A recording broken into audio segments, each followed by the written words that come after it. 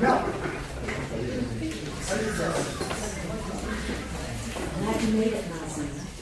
Thanks for being back. Thanks for being back. You hated it. Let me show you this magic thing.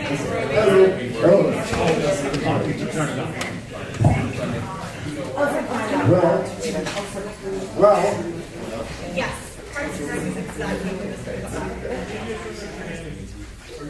I'm actually too shy to do this. I'm going to give it to somebody else.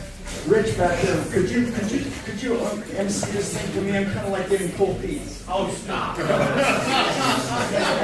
I'm very shy. It is plugged in, damn it. Rita, can you hear me? No, I can't hear you. No, what was that? I can hear you, sir. I can hear you. You know why you were brought to Venus. You knew you had to come. You knew that in addition to saving our world from what? Global warming? In the process of looking into the situation, we realized, the committee, that there was another world in grave danger as well, if not over the top, with a surface temperature of 900 degrees Fahrenheit. Well, yes. And in addition to that, many other bothersome features of the planet Venus, and it's all because of her. It's all because she's not taking care of her planet, been carousing and partying way too hard. So therefore, this is our intervention. Okay? She's going to get in a program.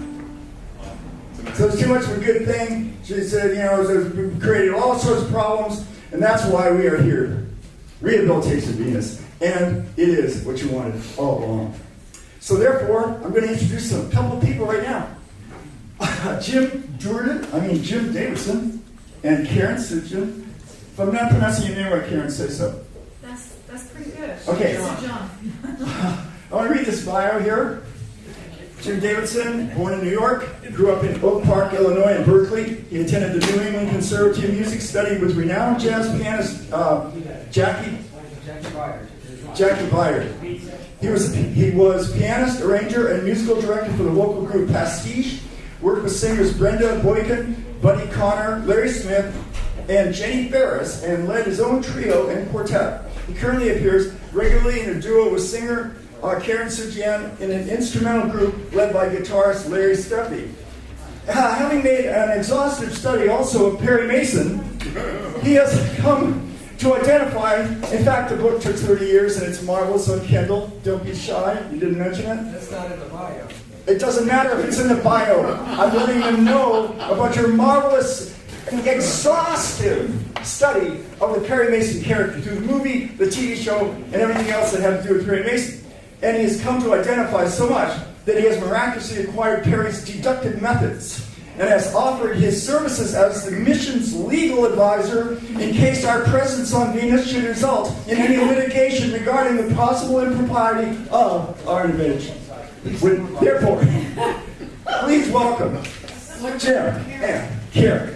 Oh, wait. No, that's all right. Okay, wait a minute. No, that's Nara. Karen Sujan, an accomplished vocalist and songwriter, sings fluently in English, Portuguese, Spanish, French, and Italian. She has mastered the beautiful and intricate styles of Brazilian blues and jazz standards.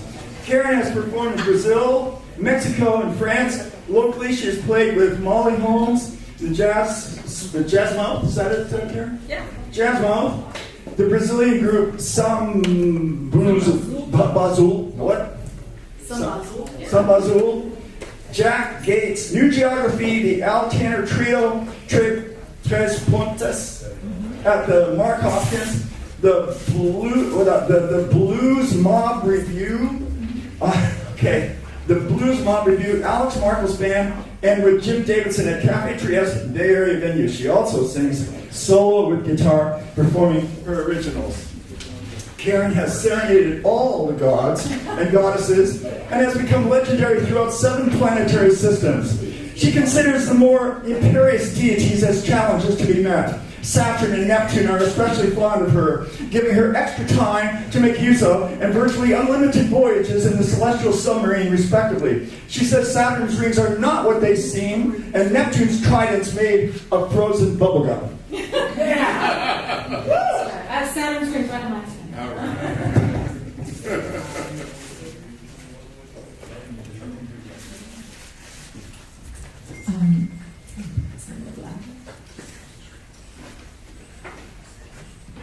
How's that too loud? Sounds good. That sounds good.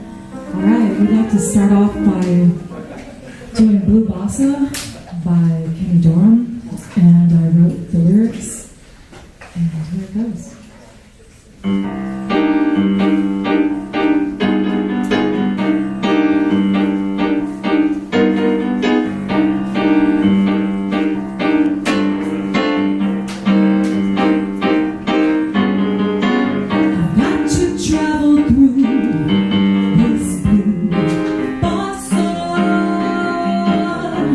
Help me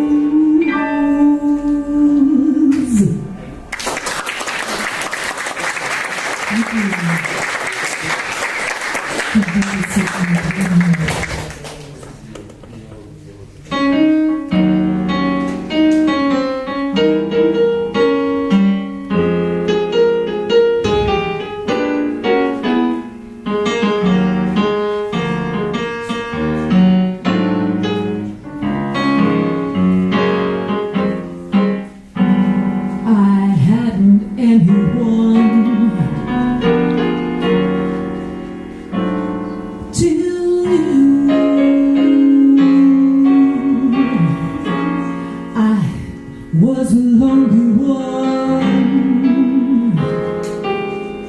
till you.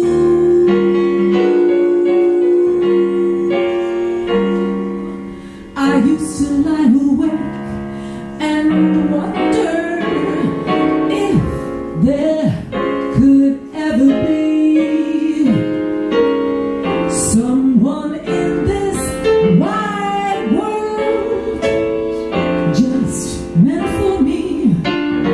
Now I see I came to save my love for you. I never gave my love to you.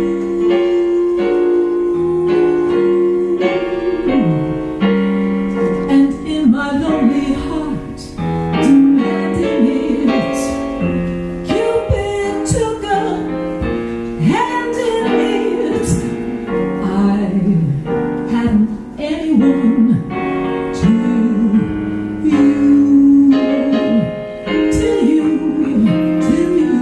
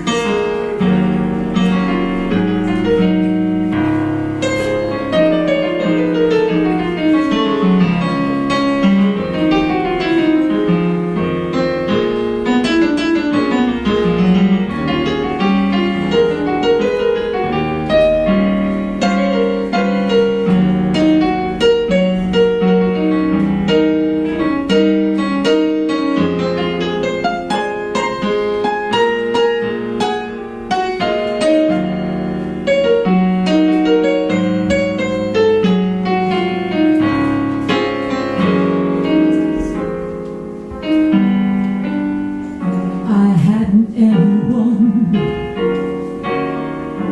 till you.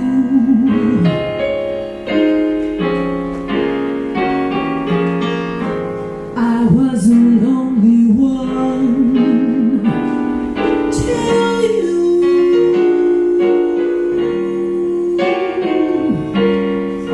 And with my lonely heart demanding it, Cupid took a hand in it. I was a lonely woman till you.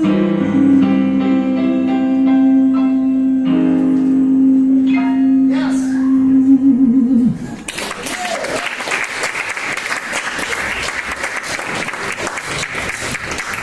Thank you. All right.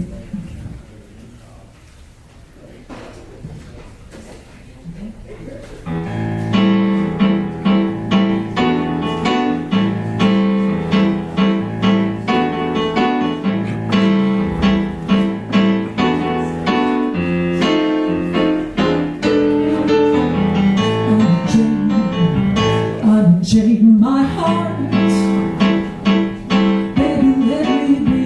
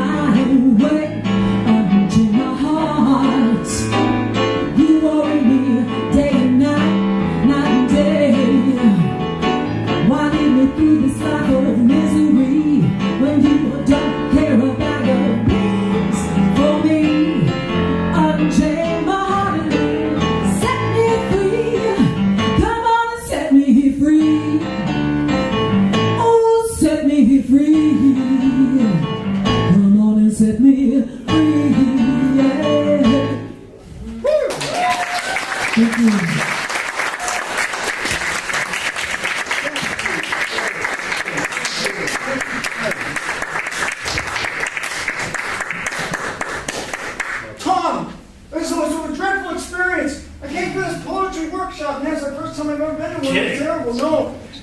I came in, it was this really bossy MC there, and then she said, your first exercise, you're only going to use adverbs. That's what the exercise was. She said adverbs? Adverbs She didn't say only, Advil? adverbs only. You know, when I was approaching the place, I heard these sounds like birds being like, caw, caw, caw. But when I got closer, That's a good sign. I realized that they were saying, are you published yet? Are you published? Are you published?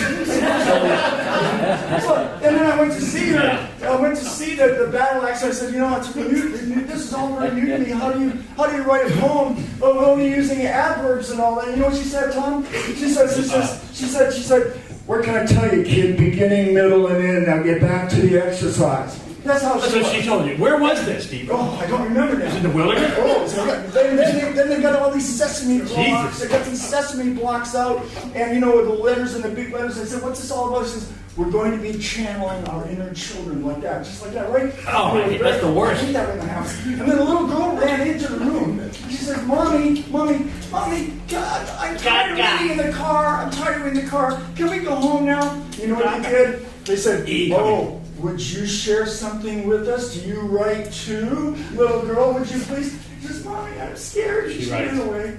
And then for the third exercise, it was all about, does it work on the page or does it work on or off the page? And I kept asking over and over again, does it work on or off the page? Over and over. I said, finally, I said, I'm tired of this. I'd rather listen to my nephew talk about his car. I'm leaving. No, they followed me out. It was like the night of the living dead. They were coming for me like that. Did you pay your credit? They said, that sounds like a breakthrough. Do you want to be our new leader? Well, I came to see you because I knew it was going to be trouble. I want to go now. Okay. If you're the leader, then I want to go to this workshop because this is incredible. That's how you learn to write poetry, right? You do. With the adverbs and the stanzas and the phonemes and the phonemes. Theoretically, Tom. Oh my God! I didn't know. I went to New College. I studied poetry with David Meltzer. All these people. And they didn't tell me all this. Now you know. Alice Luderman. Am I saying it right, Alice? No, it's Allison. I want to go to that poetry workshop. My son is author of 3 books of poetry, The Largest Possible Life, See How We Almost Fly, and Desire Zoo. She also writes personal essays, plays, and musical. Allison has such a way with audiences that they will willingly allow themselves to be hypnotized, or rather the audiences don't really notice when they've been gone under, but when they return to being under their own power. Meanwhile, Allison has put all sorts of ideas in their heads. Hopefully Venus will be as susceptible. It should make our undertaking go much more smoothly. There's no time to lose, so her services are most appreciated. Here she is, Allison Luderman.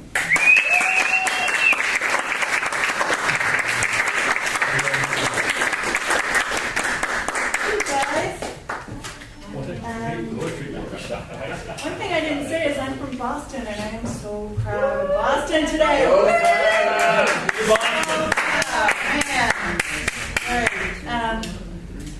Invisible work. Because no one could ever praise me enough. Because I don't mean these poems only, but the unseen, unbelievable effort it takes to live the life that goes on between them. I think all the time about invisible work. About the young mother on welfare I interviewed years ago who said, it's hard. You bring him to the park, run rings around yourself to keep him safe, cut hot dogs into bite-sized pieces for dinner, and there's no one there to tell you what a good job you're doing, how you were patient and loving for the 1,000th time, even though you had a headache. And I, who am used to feeling sorry for myself because I am lonely, when all the while, as the Chippewa poem says, I am being carried by great winds across the sky, thought of the invisible work that stitches up this world day and night, the slow, unglamorous work of healing, the way worms tunnel ceaselessly in the garden so earth can breathe, while bees ransack this world into being, and owls and poets stalk shadows, our loneliest labors under the moon. There are mothers for everything, and the sea is a mother too, whispering and whispering to us, long after we have stopped listening. I stopped and let myself lean a moment against the blue shoulder of the air. The work of my heart is the work of the world's heart. There is no other art.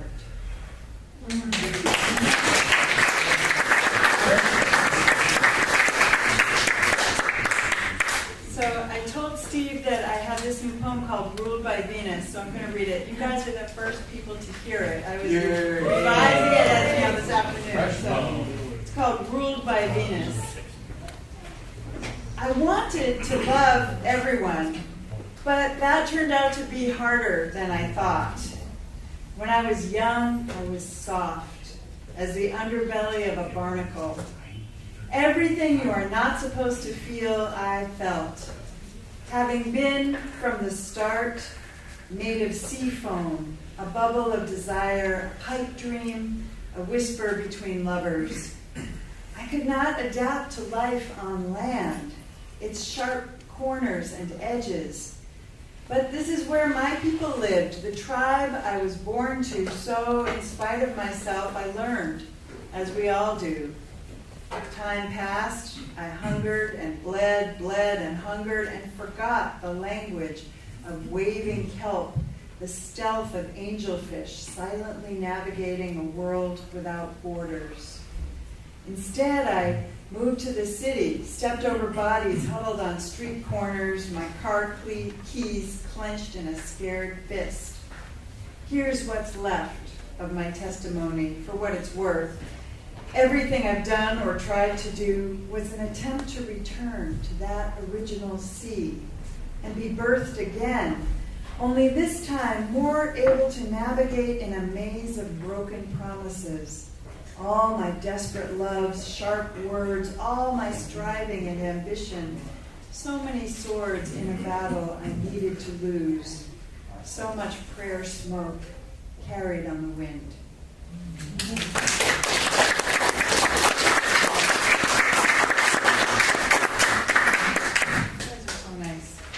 This is called The Enemy of Poetry. It might be the title of my new book. I don't know. I'm sort of like, the enemy of poetry sounds a little adversarial, but the enemy of poetry. The enemy of poetry is curled on my lap, purring, triumphant as Hannibal after his trek across the Alps. His name is Jackson, but sometimes we call him Donald Trump, because he is orange and seems to lack a moral compass. His main goal is to interpose himself between my eyes and the book, the pen and the page, or to thrust his blunt, mortal head into my armpit, as if he will find the secret of life hidden there, and perhaps he will.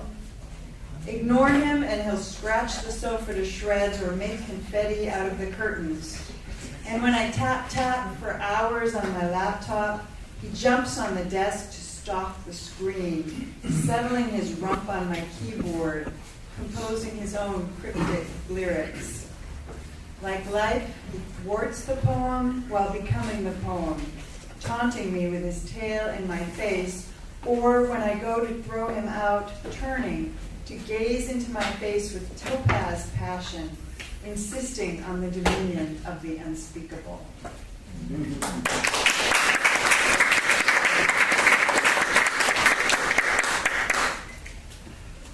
And for this one, I'm going to sing a little bit. How many of you guys are of my vintage and remember that Buffy St. Marie record where she has the green face? You know, it was a record album and her face was green. Anyway, Buffy St. Marie. The song is called. I remember that. The song I'm going to do for you is called Codine. It's on that record. And when I was in 10th grade, gym was not my best subject. Surprise, surprise. But we had to do one unit on modern dance, and we could choreograph whatever we wanted. So I knew immediately which song I was going to choreograph to because I was obsessed with this song. It's called Codine by Buffy St. Marie, and I'll sing you a little bit of it. It goes. My belly's a craving, I got a shaking in my head. Feel like I'm dying I wish I did. If I lived here tomorrow, it'd be a long, long time. And I'll reel and I'll fall and I'll die on codeine. And it goes on like that for like a million verses. And I had this whole routine that went like, I was like that, all over the floor. And when I did it in front of my gym class, they did not know what to think. I got it, they were like, Do it. yeah. So if I did it now, I think I would probably injure myself. Things have stiffed up a little since then.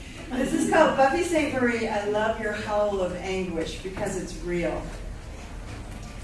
Even her name tasted of snow, and her voice was Wild River whiskey knocked down the back of the throat. And it's real, one more time, she growled in that unearthly vibrato, shaking my small, plastic, suitcase-shaped record player. I never tired of it, never got enough, played the same song over and over. All the furniture in our living room pushed back so I could perform flailing imitations of drug withdrawal, whip-whapping my young head around like a yo-yo in a hurricane.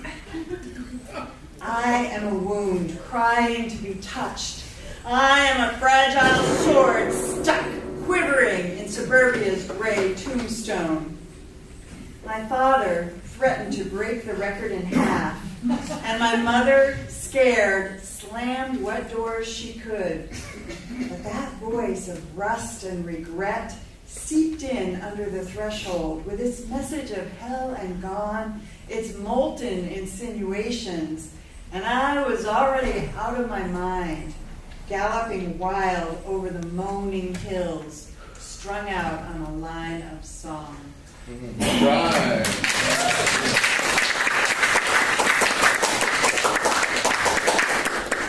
I'm just going to do one or two more. This one's called Man on Wire, Woman on Couch Screaming. And how many of you guys saw the Felicity documentary about the guy walking on the wire between the trades? So I have such a fear of heights that, like getting up on the balance beam would make my ankles turn to jelly, and I'm just not a heights person. So watching this guy was enough to practically give me a heart attack just sitting in my house. So this is called Man on Wire, Woman on Couch Screaming.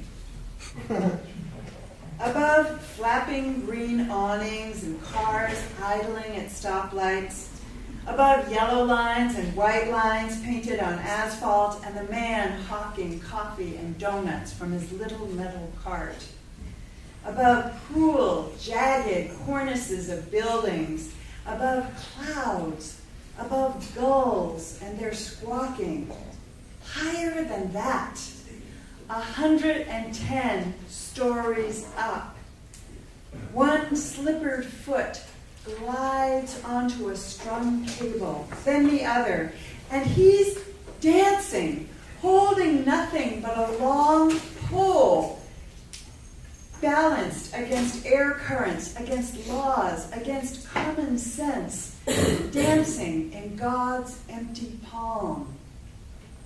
Slender wisp of a man, black-clad, crazy clown.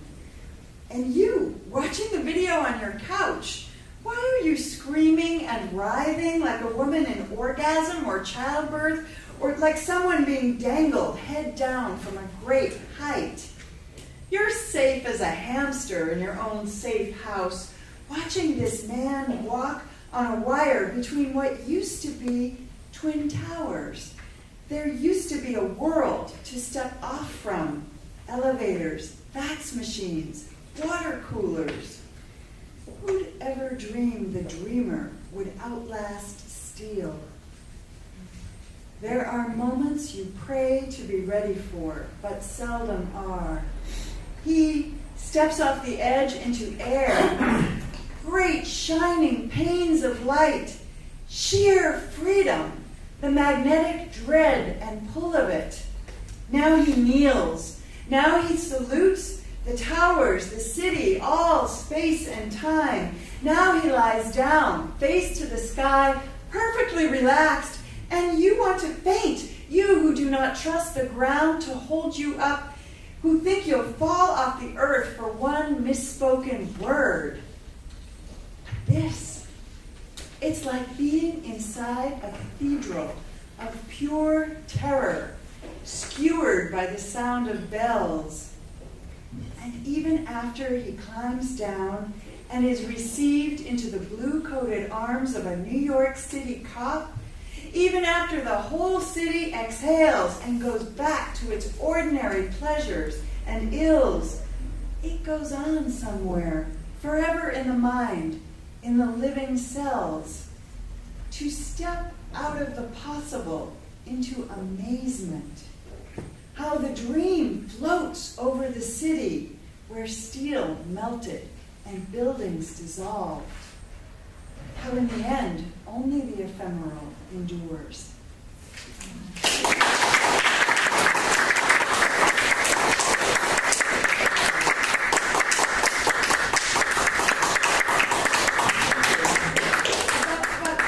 Yeah, that's it, yeah. That's it. Okay, Thank you. we'll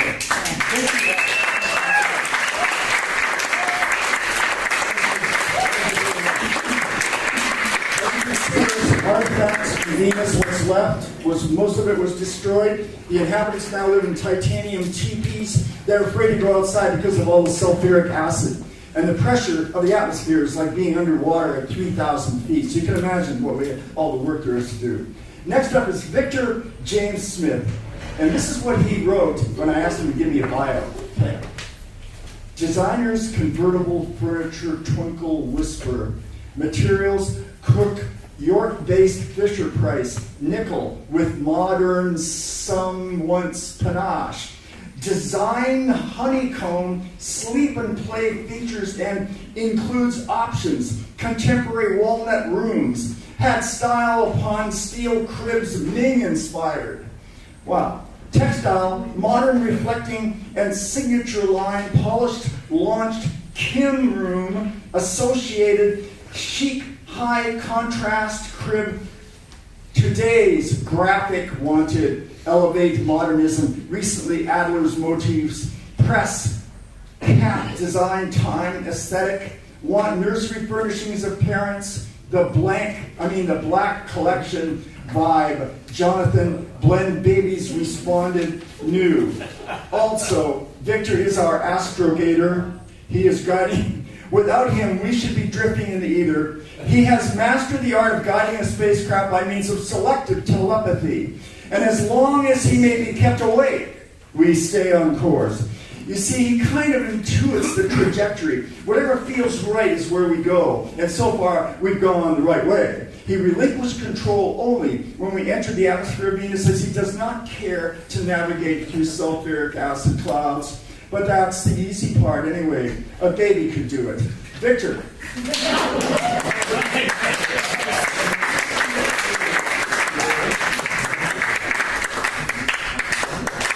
That was so good. I had no idea Steve could read that garbage so well. It was a newspaper article about like designers' cribs and like baby supplies or something from a newspaper article. And this is dangerous because I could stand up here for the whole time and just say words like that. So I might do that. We'll see. No. So ya askage do yamanabo nemo feshnamige. Memory's garden, blooming verdant with happenings, with risks, vulnerability, the solo voice, some permeable spectacle, the solo voice, sound, a function of anatomy, spirit, and context. How many lenses capturing vantages, how many chemicals consumed feeling minimal composure, how to compose the lips, throat, and tongue to sing with such command, how much is the celebration commodity? How much space exists in a silent moment in a crowded room of hundreds? How much applause is obligated? How to feel moved? Move center of attention out of head to skin. Feel bones amplified, vibrations felt upon flesh, suddenly becoming celebration, invocation, commanding the very path of the sun itself. Voices in unison seem to create the very moment itself, just requiring kindness and a calmed mind. Will you join me in creation? Will you join me in birth? Will you burn with my direction? Will you taste of my mouthful hurt? Will you graze my leg with the slightest touch? Will you follow in precise dictation the motion of my brush? Will you stay in suspended animation to find that the meaning of each note exists in the silence after which it follows, and from the rigid confines of meaning find exits? I find joyful communion arranging flowers. It's the familiar reminder that beauty created demand constant repair, while beauty found is so much the same. Beauty found is form imposed on an absent staring and destroys itself with a name.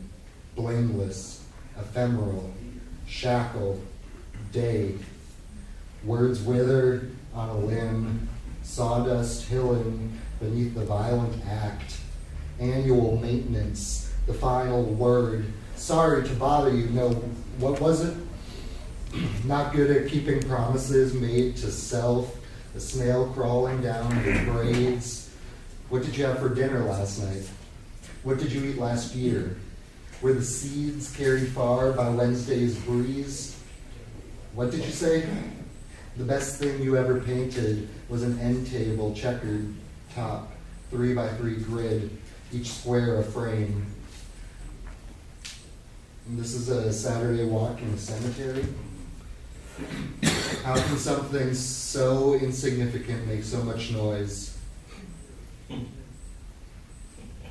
There were three girls who just happened to be haunting us with bicycles with flat tires and a speaker playing the most incessant, obnoxious music,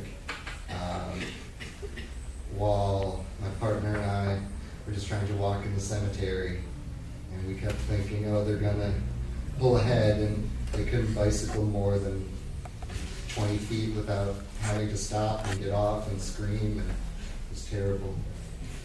How can something so insignificant make so much noise? How can something so small take up so much room, so damaged, take itself so seriously? How can something so calculated fail so much of the time? Chance.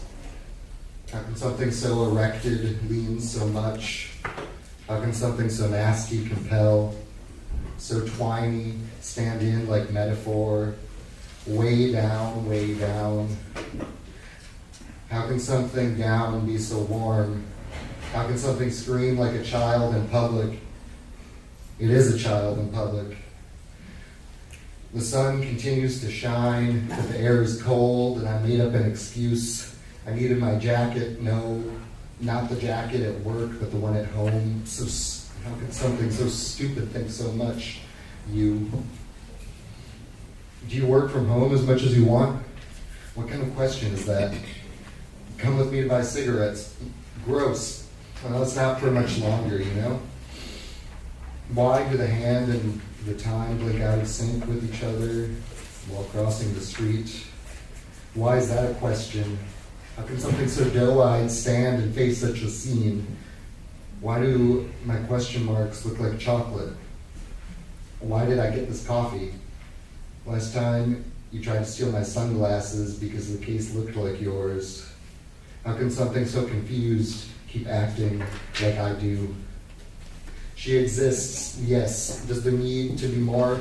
She exists in tattered layers, dresses near undressed, the lightness of cotton or silk, catching the wind of a delivery truck passing by.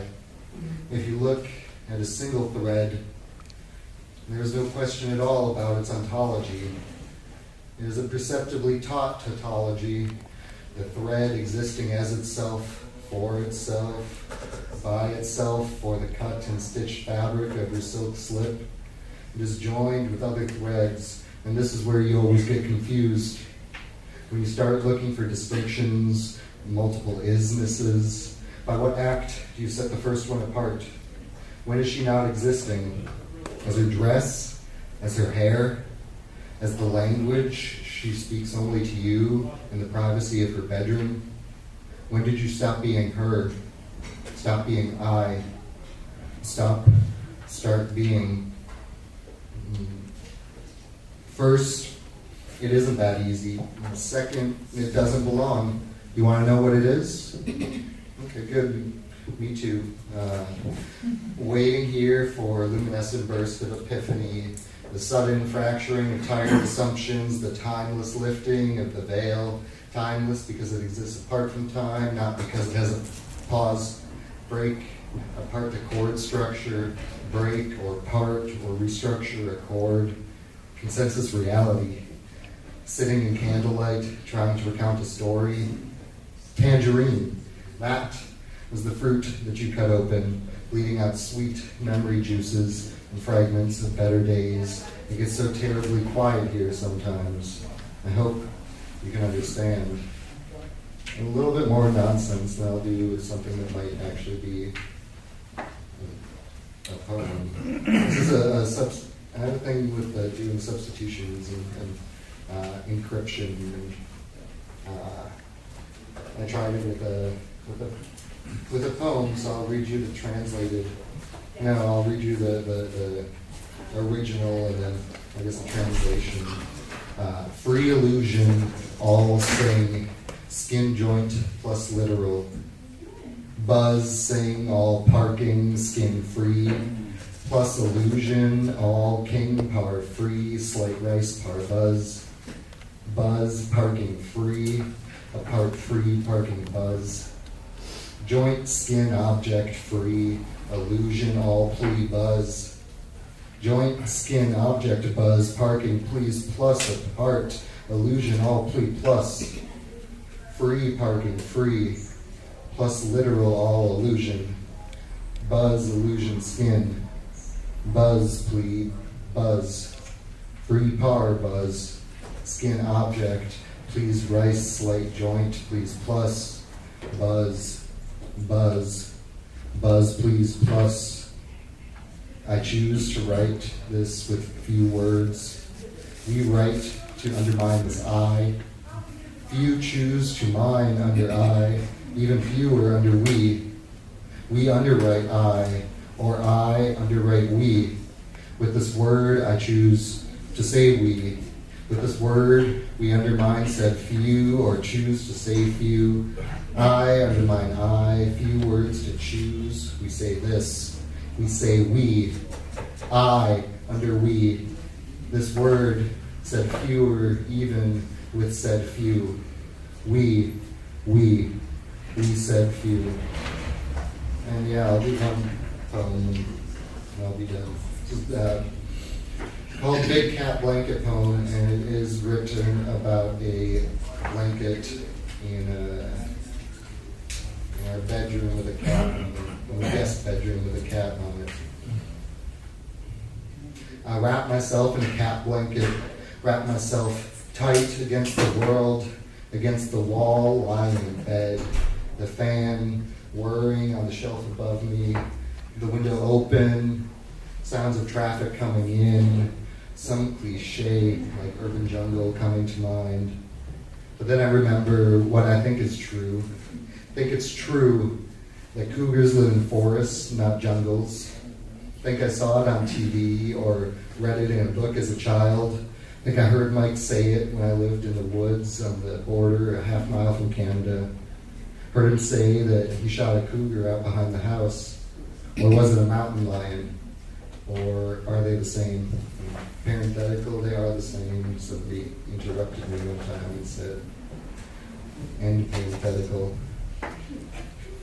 And there's the dead cougar, I think. There is a victim of fear, of ownership, of possession, of jingoistic preservation, a rigid determination of self, egoistic, self-important elevation, undeniably pathological, such immediate impact. This dead cat, claws retracting into paws, eyes turning funereal gray, graying like Mike's hair, like Mike's harried world, like the sky settling over Washington upon onset of decay, the gun smoke still a wisp and blue fouling the air. His savage survival at the expense of this toothier mammal must seem testament for base evolution to the juvenile mind. It must be a short path to social Darwinism. And I remember that fucking metaphor I wanted to avoid. The urban jungle appearing now again. Their jungle appearing not as a place of luscious beauty, nor as a nursery for essential diversity, diversity for the growing life, not appearing as rhythm, nor as an orchestra to delight in, to dissolve in, not as a gift, as a library, an annex, as a repository of history, not as a source for creative inspiration, this wild child vital, no. Their jungle appearing dark, appearing cold, their jungle appearing just as dangerous. So killing is justice, and anger for us, they claim. This anger is justified, this fear is normal. These actions, the effect of a cause, only whispered, wind blowing through winter trees. And I see this dead cat, dead now for some while, this dead cat beginning to decompose. I see the dead cat in this putrid rotting metaphor. I see them. I see them. I see them appearing now as white nationalism, now as anti-Semitism, now as warmongering and fear-mongering and wealth and power ever more concentrating. I see how Mike felt his power concentrating in his fingertips against the cold steel barrel of his shotgun. His power indeed concentrating alongside of that gun, but concentrating as in into a point, growing smaller and smaller, while he's replaced with fear, with a void both echoing and swallowing someone else's words. And once concentrated at a single point, Mike is so easy to erase. His power, only former, is everything now fear. Yes, I see this dead cougar, I see, and I fear that maybe the cougar does live in the jungle after all, even though I'm fairly certain that it lives in the forest, in the woods. We have so many different words for groupings of trees. How many ways can you say that young boy died? That young boy was killed by so many interlocked pieces of a stuck machine, stuck but still moving somewhere with such tremendous speed. That man was killed. That man kills. That cougar killed in the woods. Now that man kills where he can. He kills where he gets away with it. He gets away with it when he wears a uniform. He wears a uniform and he kills. He kills a cougar near the creek behind his house. He kills while wearing a uniform. He wears a uniform and kills on the streets. They're killing in uniforms on the streets. They're killing always for America. No question, it seems, what is the problem here? So I wrap myself in a cat blanket, wrap myself tight against the world, where the cat is a cougar, its eyes asking questions, questioning what is important for a cougar, for a man, tight in a blanket, lying in bed, eyeing the wall, asking questions like, how do I make this blanket my skin? Questions like, how do I kill the infirm idea of me? Thank you.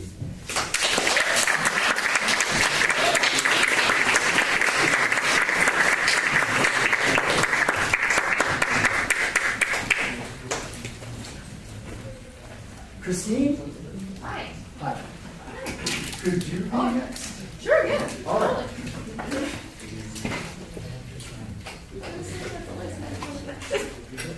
I can totally be next. All right.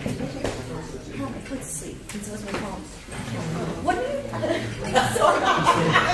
I'm not prepared. Due to my incompetence, not only have I lost your bio, but I lost Tarita's bio as well for the third time, and I don't know if I'm going to be forgiven. So could you tell them a little about yourself, and I will be most grateful. Christine No is a writer and filmmaker whose work has appeared at the Sundance Film Festivals and publications like Sparkle and Blink, The Rumpus, Columbia Journal, Apogee, among others. She hosts Nomadic Press's monthly reading series, Get Lit, is a Bona Fellow, a Push Cloud Prize nominee, and the first place winner of the 2016 Lit Quick Writing Contest in poetry. She lives in Oakland with her dog, Brandy.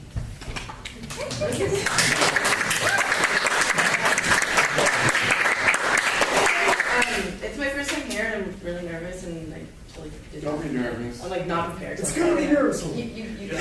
You got it. If you don't like it, just look away. But I can't look away. Okay, so here's an oldie but a goodie that I like very much. It's called North. North. When Jim lost his mind, he drove to the redwoods seeking answers. When Lisa broke her own heart, she too headed north and lay down to sleep. Dave left Wyoming, sky would not hold, too big, smashed up around him, nobody else. He sits at home in Berkeley now, listens to traffic, tells me he plays piano, but I don't believe him. Directions to the 4th floor. Exit on the 3rd, wait for the special lift. We hover often. A glimpse, something of ourselves, fellow traveler, kind seeking kind. The ways we arrived, buckled, kicking, asleep others, a backpack slung, an ideation, singing.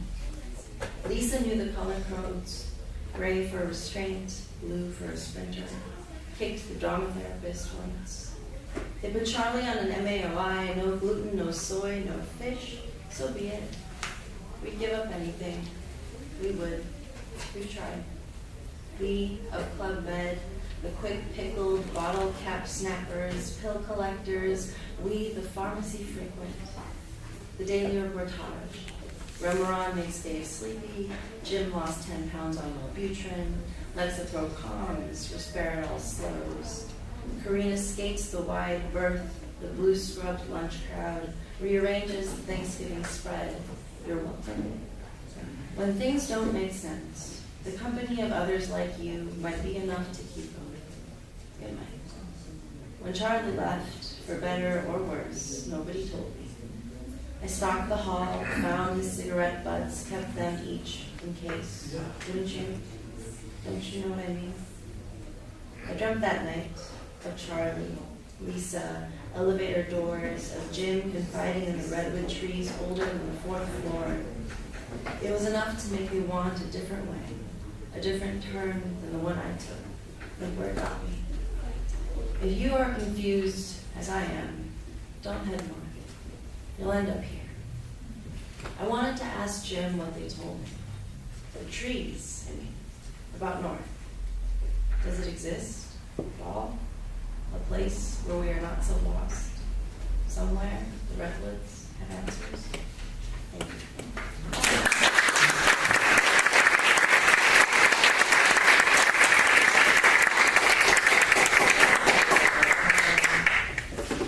I'm still nervous. All right, cool. So I have a couple new pieces that I haven't really read out much, so I'll do those.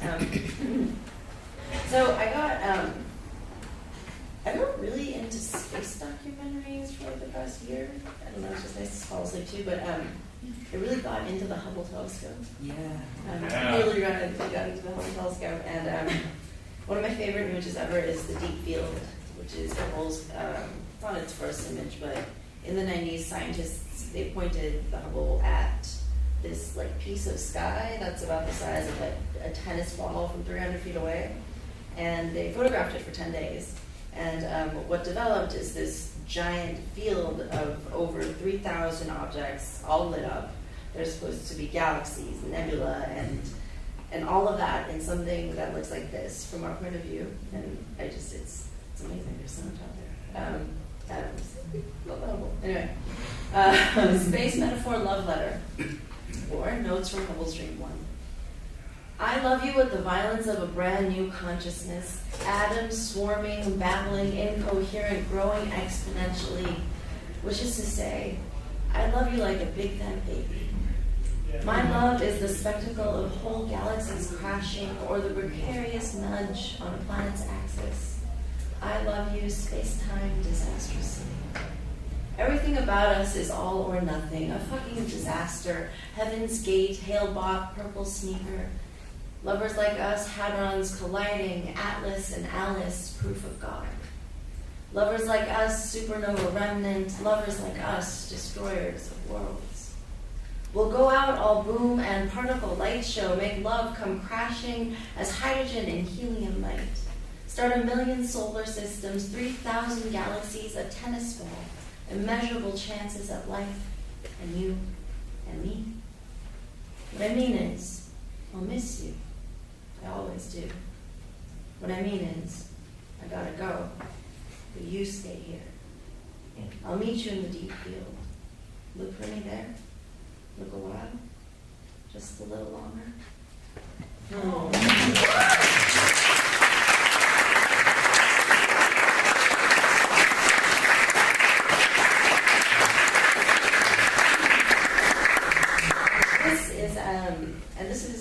Its companion piece. This is its companion piece. It's called Cassiopeia because I recently went to Death Valley and I got to see the Milky Way from the lowest point in America, and it was like an especially perfect night. It was there were no clouds, there was no wind. It was so clear. And I just remember getting out of the car and looking up and just sobbing.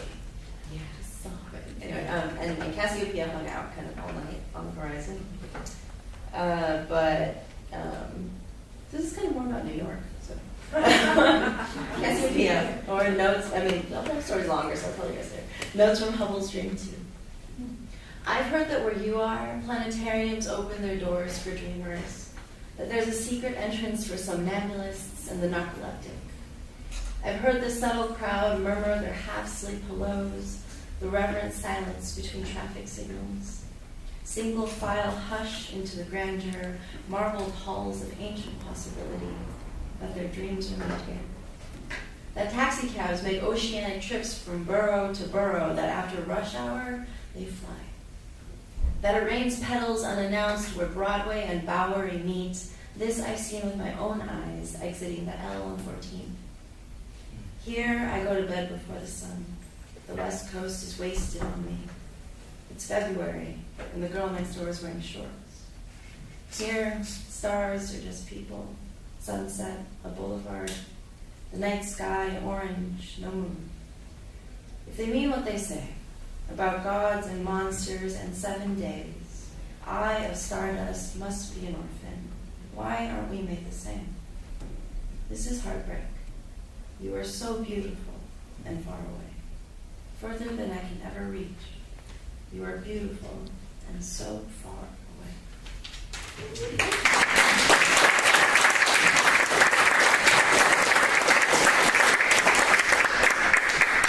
Okay, so this one's a super, super new one. My friends have been writing a lot of flash fiction, and every time I try to write flash fiction, it comes out prose poetry. So this is my attempt at flash fiction. It came out as prose poetry, but it's 500 words. All right, cool. 500. It's called Opaque Heart. Yours is a curated solitude. You've hurdled your grief. The joys of singular witness, a quiet amble, field crickets, Beethoven's 9th concerto of limbs. You'd spent a lonely season downcast, silent. Come springtime, your senses stirred again to a once imperceptible delight. Led to your chagrin and your drained, opaque heart. Evicted fledgling, you punted, ending that dramatic summer. Soft, no fissure, warm, bruise-healed and clean. 1901, Dr. Duncan McDougall asserts the human soul weighs 21 grams. The human heart, in comparison, weighs 310 grams, beats about 100,000 times daily. 380,000 years ago, or 380,000 years post-Big Bang, space is a vast, opaque murk, too hot for particle combination, constant repulsion until temperatures cooled, then hadrons could kiss, collude, and here we are. The last time you looked skyward, through the Milky Way, into space beyond, you sobbed in awe. No longer the night sky you've known, city orange, pitch immobile cold. Instead, a deep field immeasurable. We're here, aren't we? All of us. Beneath such wonder, you'd hypothesized ad infinitum. Sunrise, he hollowed your heart instead. This heart beats more times in a week than it took the universe to flip the goddamn house lights. Meaning, any minute now, it too could bulb, burst. You wrestle with the Archimedean principle, all things spire from a single point, that all points hold. You'd rather God, ever, be less organized, sensibly messy. No absolutes, no point-perfect sphere, no assurances, nothing holds forever. The moon creates waves, the gut feels, the lonely heart makes trouble, promises whole dimensions, rockets to the moon for love, forgets to map a way home. Haven't slept alone since, yet the pervasive ache balloons explain this dichotomy. Inconclusive, heart failure. Sentimentality is not science. One cannot propose lack of order based on one weepy examination, cannot denounce Archimedes because one has failed to consult a protractor. Has his heart been mapped? Its distance from thought? How hot does it burn? Has anyone bothered to cut the thing open? You've seen the star's rotation, Earth's hurdle. You've seen Jupiter, a bright baseball, left field of moonlight. You've seen photographs of a black hole's heartbeat flash like a cardiogram, rhythmic, intermittent. According to Einstein, that black hole equals your milky white, fist-sized heart. There are daily breakthroughs in cardiovascular astronomy. Measurable data proves hopeful thinking works, though humans intuit less. A lost Odysseus knew to look up for guidance, in fairness, at a brighter star field than what we've got. Still, how do you suppose he knew? How'd you get so lost doing the same? Your heart is an unhatched dimension. Universe wiser since the Big Bang, less violent, fewer outbursts, an amalgamation of hadrons, fusion ready and excited. Curators of solitude, here's a thought. Your heart is patience, an unfinished prayer, two palms open to communion, imperceptible delight, proton finds electron. Inside, a fantastic combustion stirs, a billion stars pointing home. Yours? Your heart, urging the lonely. Look up, onward. Thanks.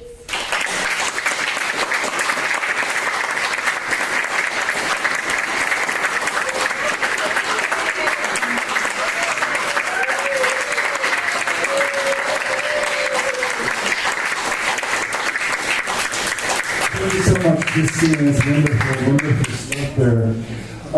We are now going to hear from Hal Robbins.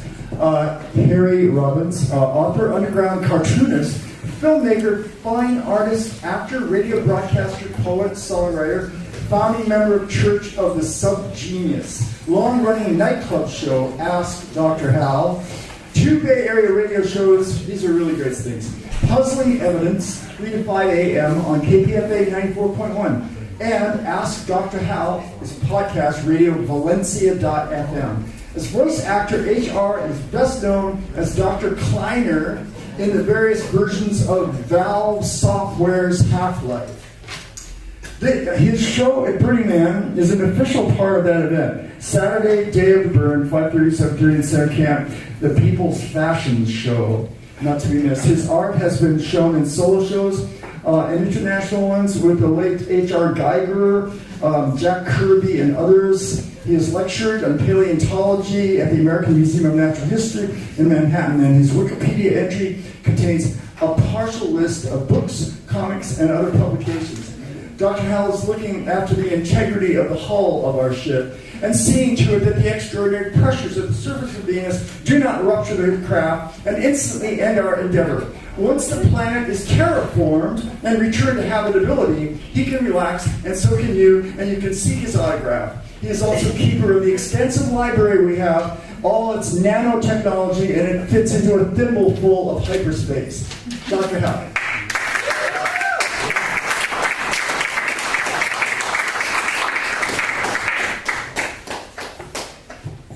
you, Steve. I think I'll hold this. It's hard to follow Christine.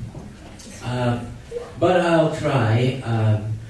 The poem I'll begin with is actually from a comic book. I used to write poems and then illustrate them in comic book form because, as you must know, formal limitations are the gift of the gods. Comic strip would suggest what to do next with the poem, and the poem would power the comic strip. Anyway, this was in Young Lust 7 or maybe 8, back in 1991. World of my delight, hers to bestow, mine to acquire, provided that I go along the road of knives 1,000 miles or so. Concupiscent joys, hers to confer, mine to have found, when I have found her. Let not the fortress and the iron guards deter. Fidelity and love, these she will give, and I receive, provided that I live after I travel through the maelstrom in a sieve. And even as I travel, comes another's suit, effortless and slack, brainless and brute. Into his hairy paw drops down the golden fruit.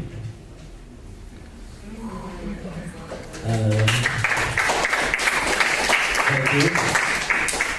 Let's see. So, some poems by William Blake are next. The Garden of Love. I went to the Garden of Love and saw what had never been seen.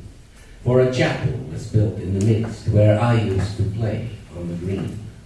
And the gates of this chapel were shut, and thou shalt not writ over the door.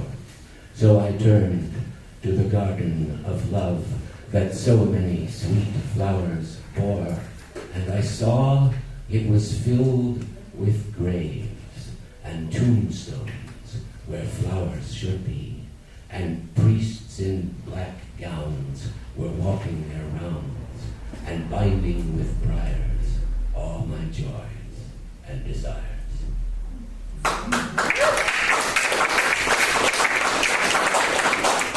And here is another one by the dependable William Blake, The Clod and the Pebble. Love seeketh not itself to please, not for itself has any care, but for another gives its ease, and builds a heaven in hell's despair. So sang a little clod of earth, trodden by the cattle's feet, but a pebble of the spring warbled out these meters neat. Love seeketh only self to please, to bind another to its delight, joys in another's loss of ease, and builds a hell in heaven's despite.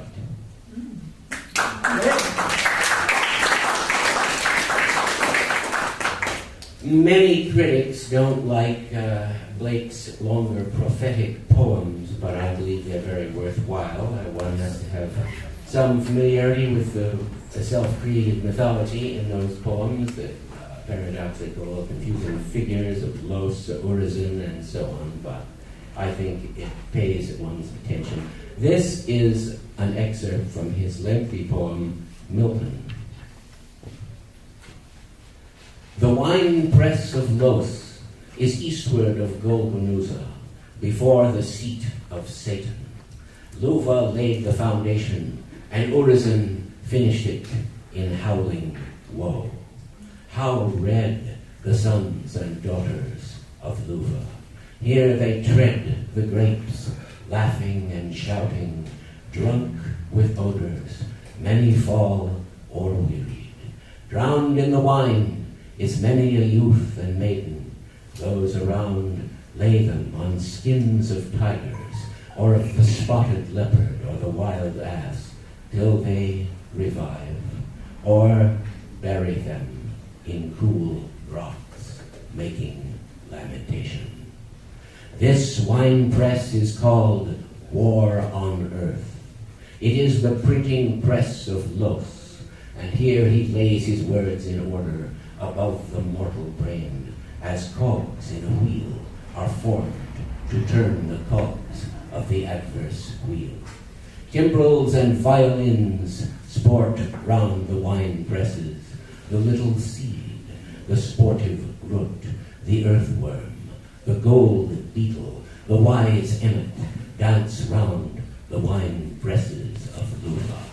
The centipede is there, the ground spider with many eyes, the mole clothed all in velvet, the ambitious spider in her sullen web, the lucky golden spinner, the earwig armed, the tender maggot, emblem of immortality, the flea, louse, bug, tapeworm, all the armies of disease, visible or invisible to the slothful, vegetating man, the slow slug, the grasshopper that sings and drinks and laughs. Winter comes, he folds his slender bones without a murmur.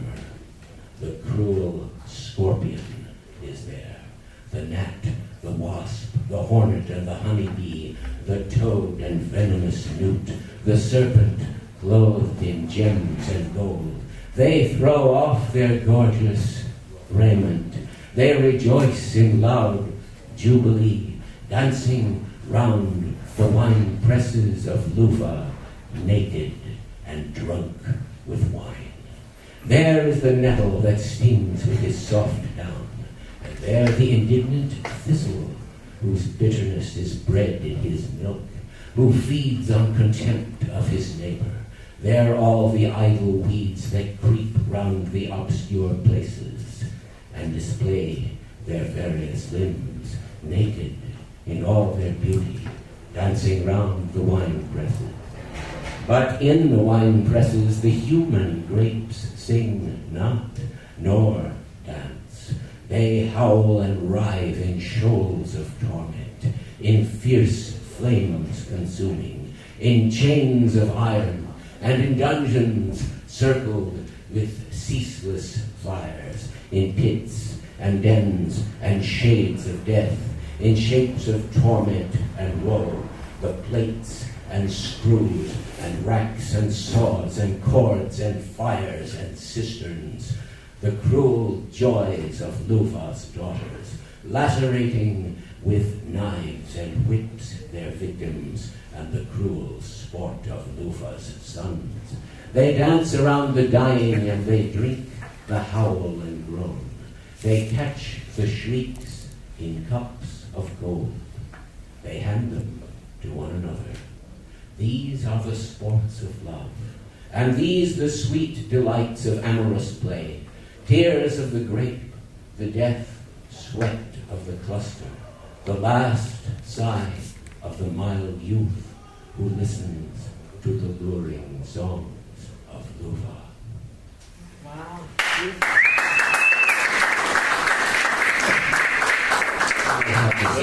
How much I have left here, and unfortunately I didn't see when I started, so I know. Let's see. Few people know about the American poet Clark Ashton Smith, who was very great at the turn of the 19th and the beginning of the 20th century. He was in San Francisco, which was a quite different place, where his mentor was George Sterling, then called the Keats of the West. Today, some of Smith's translations of Baudelaire are thought to be the best, but Smith himself rejected everything. He went off to live in Auburn, California, in a tiny cabin without electricity or plumbing, which he lived in very happily by himself, writing his poems. But when his elderly parents needed medical trouble, he started writing fantastic stories for the pulp magazines of his day, particularly the great Weird Tales, illustrated by Farnsworth Wright. Edited. Anyway, one of his poems is this one, The Witch with Eyes of Amber. I met a witch with amber eyes, who slowly sang a scarlet rune, shifting to an icy laughter, like the laughter of the moon. Red as a wanton's was her mouth, and fair the breast she bade me take, with a word that clove and clung, burning like a furnace flake. But from that bright uplifted bosom, when I touched it with my hand, came the many-needled coldness of a glacier-taken land, and the witch, with eyes of amber, vanished like a blown-out flame, leaving but a lichen-eaten stone that bore a blotted name.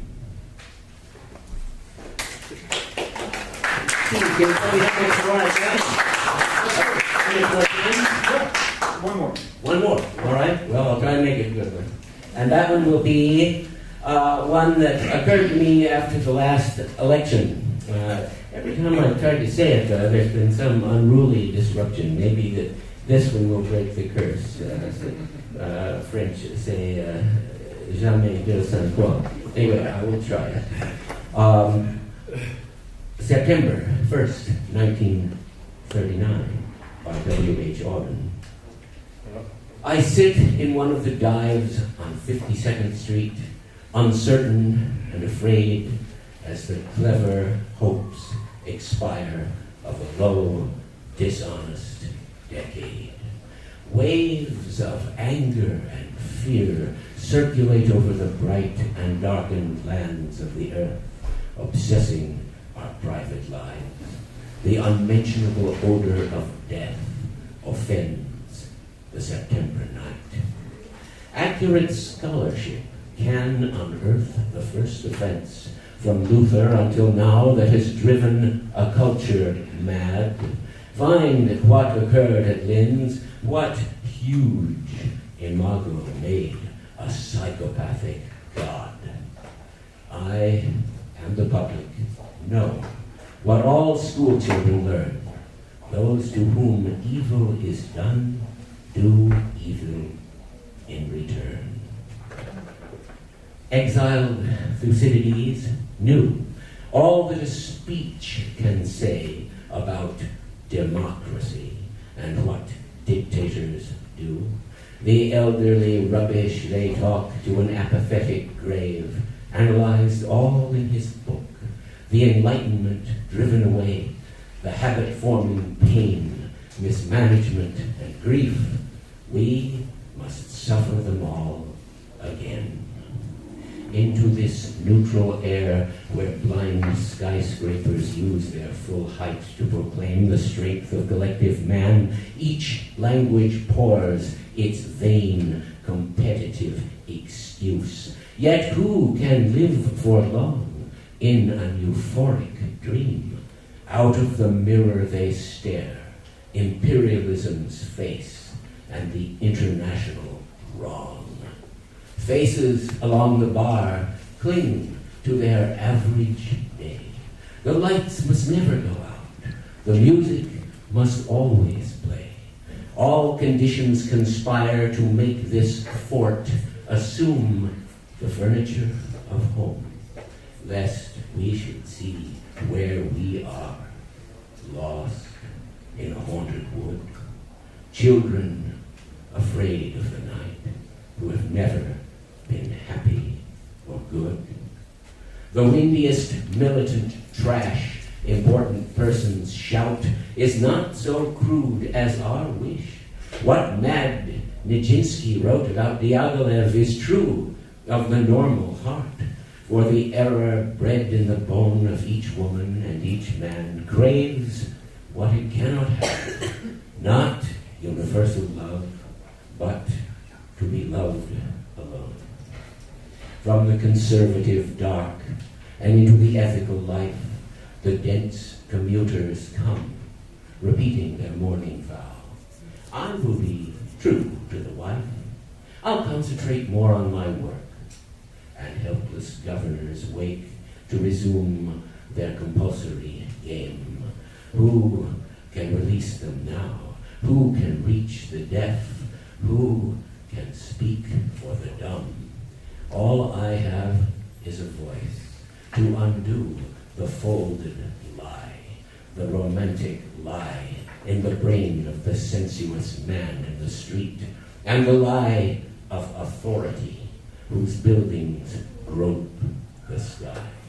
There is no such thing as the state, and no one exists alone.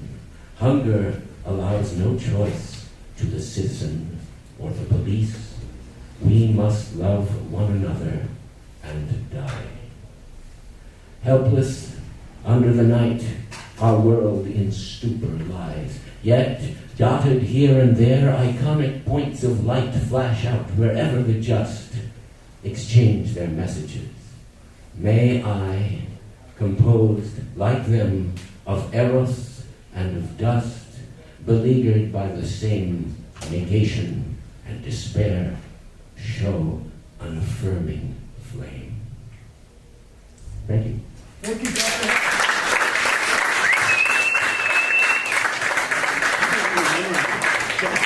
Thank you, Dr. Howell. We're going to bring up Jim and Karen again for a couple of songs here. So let's welcome them back.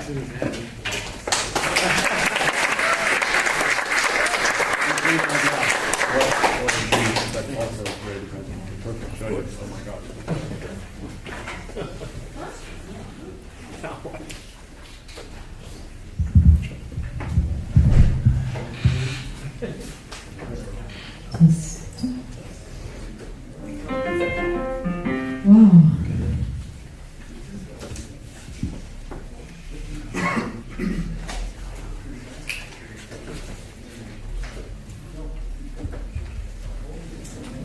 I didn't eat dinner, but feel very full.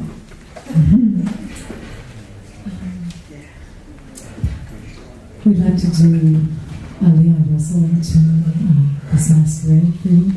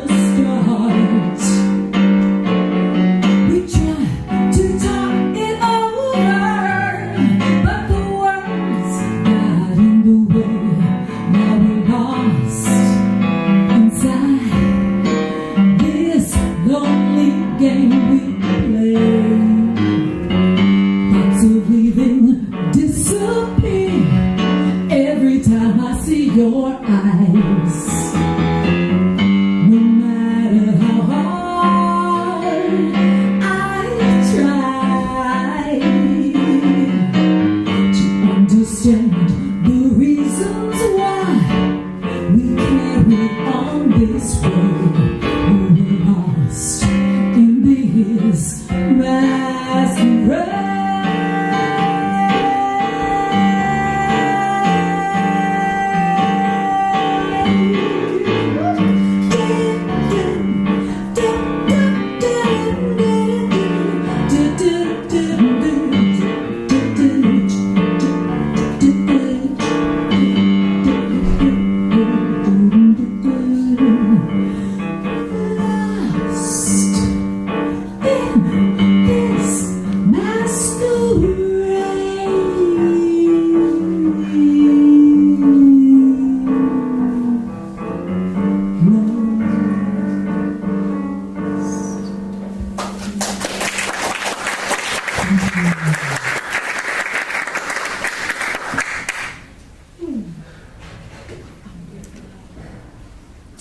All right, we'd like to do Beautiful Love for our rehabilitating Venus.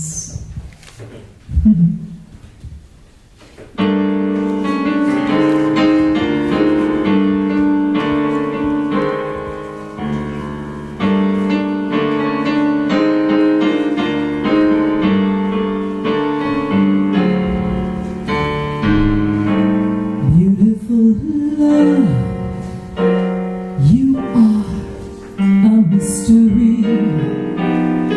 Beautiful love, what have you done to me?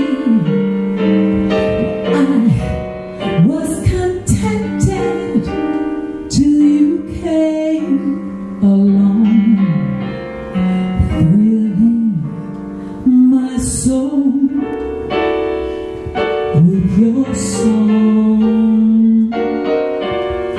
Beautiful love, I've roamed your paradise, searching for love,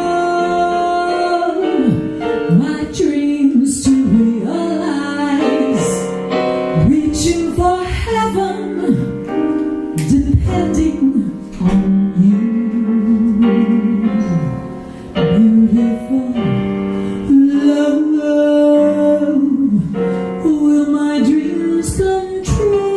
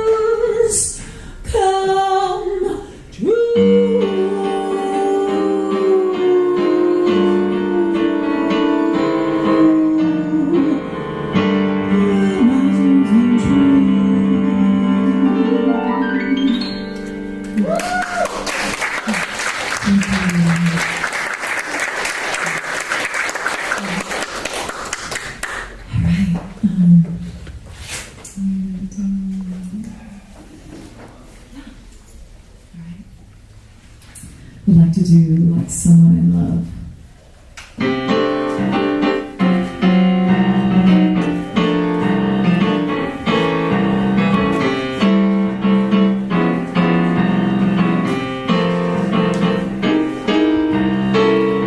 Lately, I find myself out gazing at stars. I'm hearing guitars like someone in love.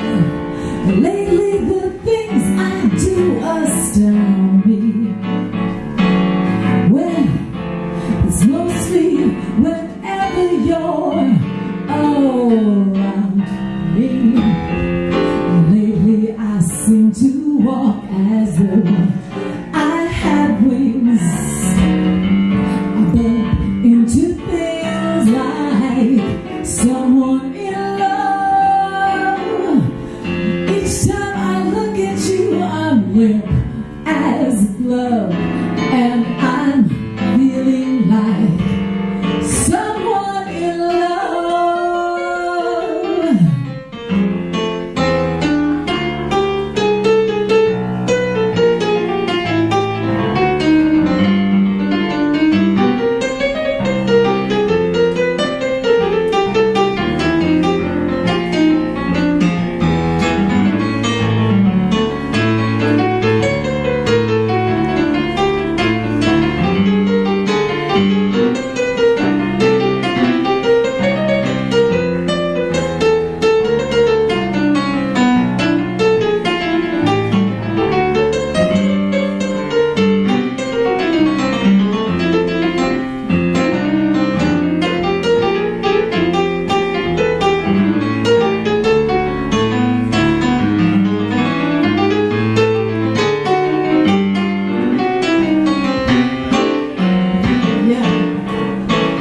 Lately I find myself out gazing at stars, and I'm hearing guitars like someone in love. Lately the things I do astound me. Well, it's mostly whenever you're around me. Lately I seem to walk as though I had wings. I bump into things like someone in love. Each time I look at you, I'm limp as love, and I'm feeling like someone. I'm feeling like I'm feeling like someone in love.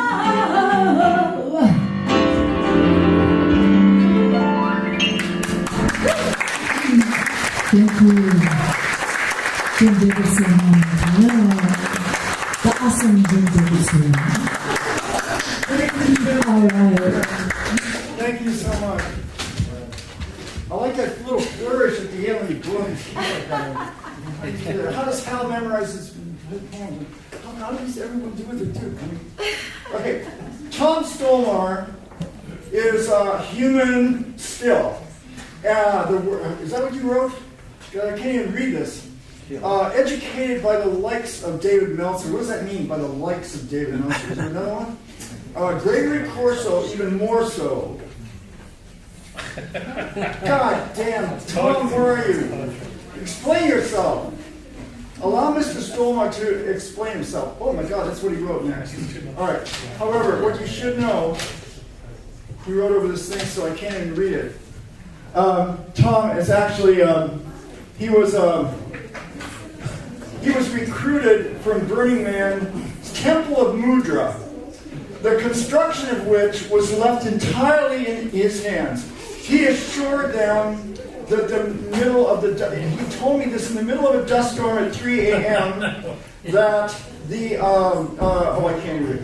The passageways were so deceptive that none of the priests can find their way out of the Temple of Mudra. Tom is also a shapeshifter, son of a gun, and he might be any of many life forms he chooses, including the toucan. Is that how you say it? That's it. Is that the bird? Toucan. Toucan, okay. Tom, where the hell did you go? Yeah!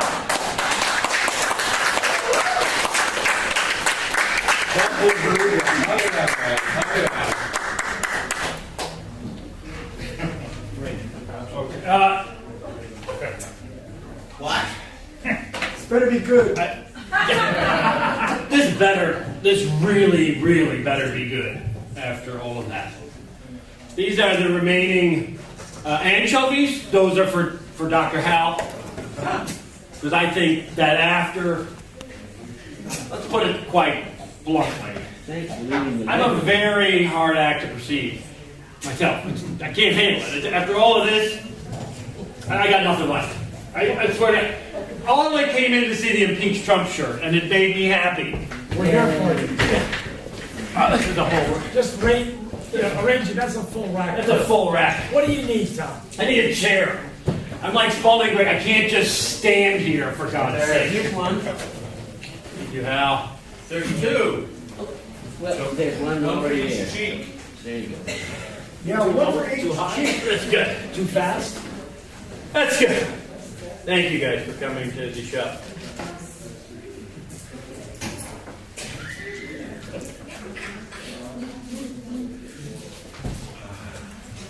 When the lights come up, and we can be class. As I said, there's a lot that goes into a production like this. It's hard to imagine the times that we live in and the despair, which is eloquently illustrated in the poems of William Blake, read by Dr. Hal, and the W.H. Auden. I couldn't assume to follow such a lead, nor would I presume there's any purpose or wisdom in doing so. But at the request of my friend Steve Arnson, I am here, and I shall remain here for the duration of my time. No other way forward. I believe in some things, as we all do. You know, I love things like gravitas and cogency. I do love brevity, so I shall begin with that. Here's a few poems.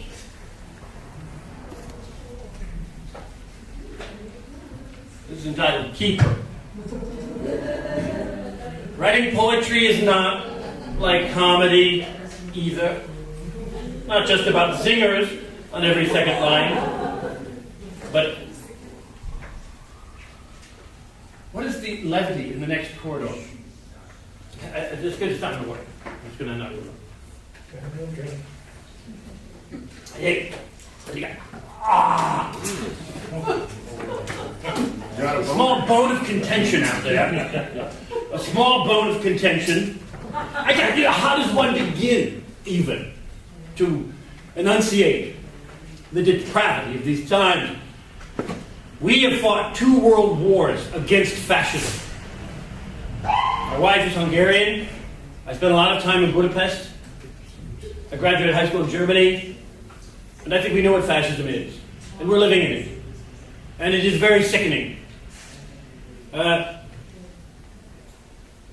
This short reading I will do is bracketed.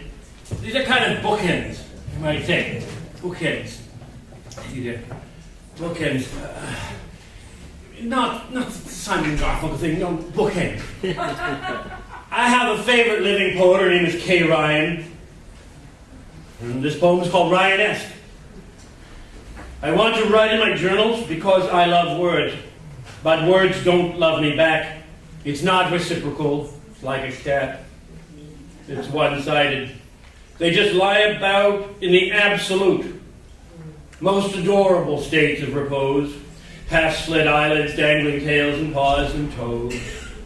Just chasing and feeding, following and misleading. I could be bleeding out on the floor, and what would words care? Oh, make no mistake, they'd be there and everywhere. On top of the cabinet, staring down, dispassionate, composing along with the refrigerator magnets. So if any of us have read Kay Ryan, the poet laureate of the United States, we'll know the resonance and the timbre of that voice. So the poem preceding it was called Keeper. Writing poetry is not like comedy either. Not just about zingers on every second line, but carabiners. You know what I mean? See? Yeah, I do. That's a keeper. Thank you. Thank you very much, Steve. Because if we know the work of Kay Ryan and why she is a living genius and we love her, it's because it wouldn't just be a singer, there'd be a carabiner. I don't even want to insult your intelligence by trying to illustrate it any further. If a poem is to do something, it ought to cling, it ought to hang, it ought to climb, like Auden, like anything, like Eliot. The verbosity of poetry is often annoying and startling, and I do like to do workshops with Stephen in the Mudra Temple, where we go up into the great bunghole of the universe and find ourselves elevated on 12 hits of LSD. After the Octopussy reading the other night, oh my God, the lights are glaring. It's too much. Now you've struck the chord. I've gone off into another realm. That's it. Yes, I'm on Saturday Night Live. Yes, I'm going to do my shtick. No, but I won't. I'll come back. Because that would be schizophrenic. Don't get me started. There's a lot of characters up there. Thank God. Some of them saved me. Yes, I like probity, I like cogency, and I like gravitas. And I love human beings, and that's why I stated I am human, and trying to become more human, if we are ever to honor the mantle of civilization in this planet. It is not now. It is not happening. But on the other hand, I say, as a raised Unitarian from Detroit, we must not despair about a few children with tiki torches. Running around with their penises up their mouths and sucking and feeling, if only I had a bigger dick and I was black. I hate black people. I don't like Jews either. I don't like anything. What is that, really, but a few children in the percentage of the planet? And we must not worry about this. We are so superior. Everyone I know, and I know it's a bubble, but everyone I know is so elevated beyond that. I might certainly stop an Uber driver and punch him in the face for parking his car in the wrong place. But I wouldn't kill him. I would run his charges into the sewer and dump piss on them. I might languish them with all kinds of verbosities and all sorts of reprobations and whatnots. And of course, it would be justified. Because Uber drivers are... No, there might be Uber drivers in the audience. It's just a joke, see? But we don't lynch and burn people, hang them by the necks anymore. And if some group think that's interesting, we as witnesses will take them away.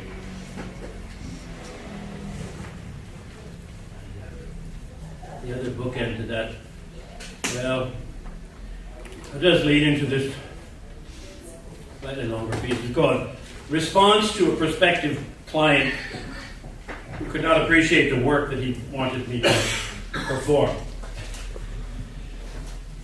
Now, I know that we're growing weary of poetry at this hour after all the harrowing moments, the debacle of noise and time, and the splashing of the uterus of our lives, injecting some sort of a urinary break, or maybe just getting locked in the toilet, as it were. I saw that moments ago. Or the verbosity of just language poetry itself, reeling in all kinds of catalogs somewhere. This hopefully is not of that ilk. It is called The Response to a Prospective Client Who Could Not Appreciate the Work That He Wanted Me to Perform. I build houses for a living, and I bleed out, as many workers do, and we live then still basically poor. It's a great thing.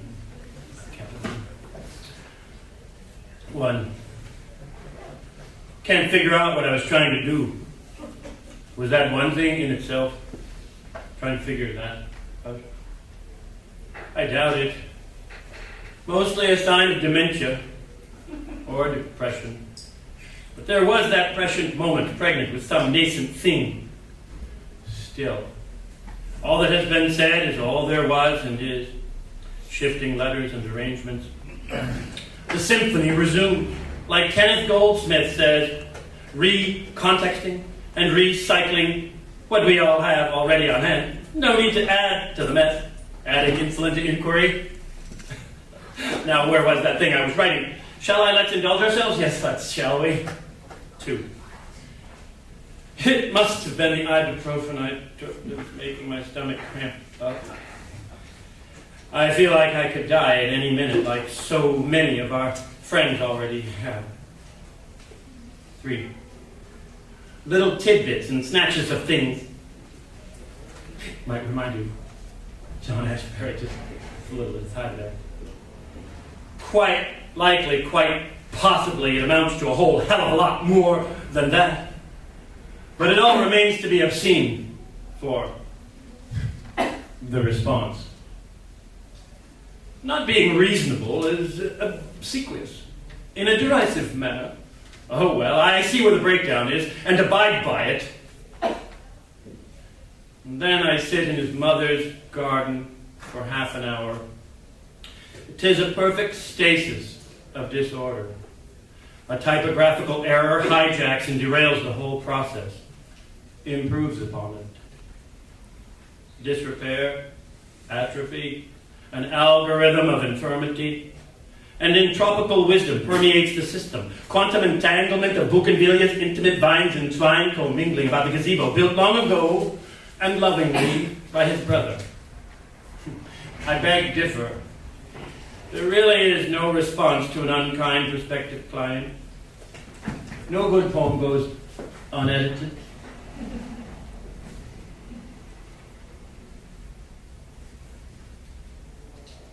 Five. I just tear up the note I wrote. Better to leave well enough alone and leave the premises and the premise. 6. I continue in guard and mesmerizing state. Homage to inertia. God bless you, too. Something my client understands more and better than most. Though he admits nothing, not even. A strange kind of language, apparently affected by various forms of sedation. 7. There is no fountain in this yard, but words bubble up and sprout. Percolate, slow as sap, coalescing, but still it will do no good. Try as I may, there is no way to proceed. That is a language which brooks no bridge, foments nothing. A blocking mechanism, a protection as a mollusk would, withdrawing into itself. 8. Of course, I envy this little garden. Our neighborhood is so noisy, and we have nowhere such as this to repose. The weeds and worms and warm mulching earth fill in all the blank spaces. Punctuation added by fireflies, hornets, termites, magpies, and lightning. Birds twitter. The land swells with obliteration. And something resembling composition, the golden triangle, and the slow decay, sclerotic metamorphosis, and torpid language lays fallow in a swamp of still dew-covered grass. 9. Where do I possibly go from here? There is no longer any job to do, no way to help the client. Where I believed a kind of symbiosis existed, there was a strange animosity. Adversarial, anomalous. As I said, I see where the breakdown is and abide. 10. Half expecting the world to end, I continue. Sitting here, fielding unasked questions, fiddling with words as if that would make a difference. The usual litany of metaphor rains down in a light mist from a squirrel who shook a branch. It really matters not a bit which way you try to say it. Startled on the upper trellis of the gazebo, he jumped into the open arms of the adjacent acacia that grows out of control, strangling the base of the old palm tree. Escaping another non-existent threat, this time. Though it is always good to be prepared, just in case. 11. I have grown complacent as a placemat here in this sick little city of earth, infested with rot, but reprieve still exists. Some have inherited early.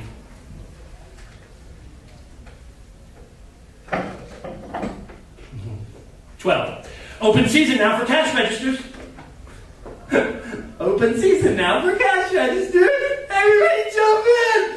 It's an afternoon aberration of bankers making numerical inroads. Some hold on tenacious as blackberry and mangroves, palmettos, like ruins of army installations along the coast. Hunkering in bunkers of themselves. 13. Lucky 13. Not much else left to say, I suppose.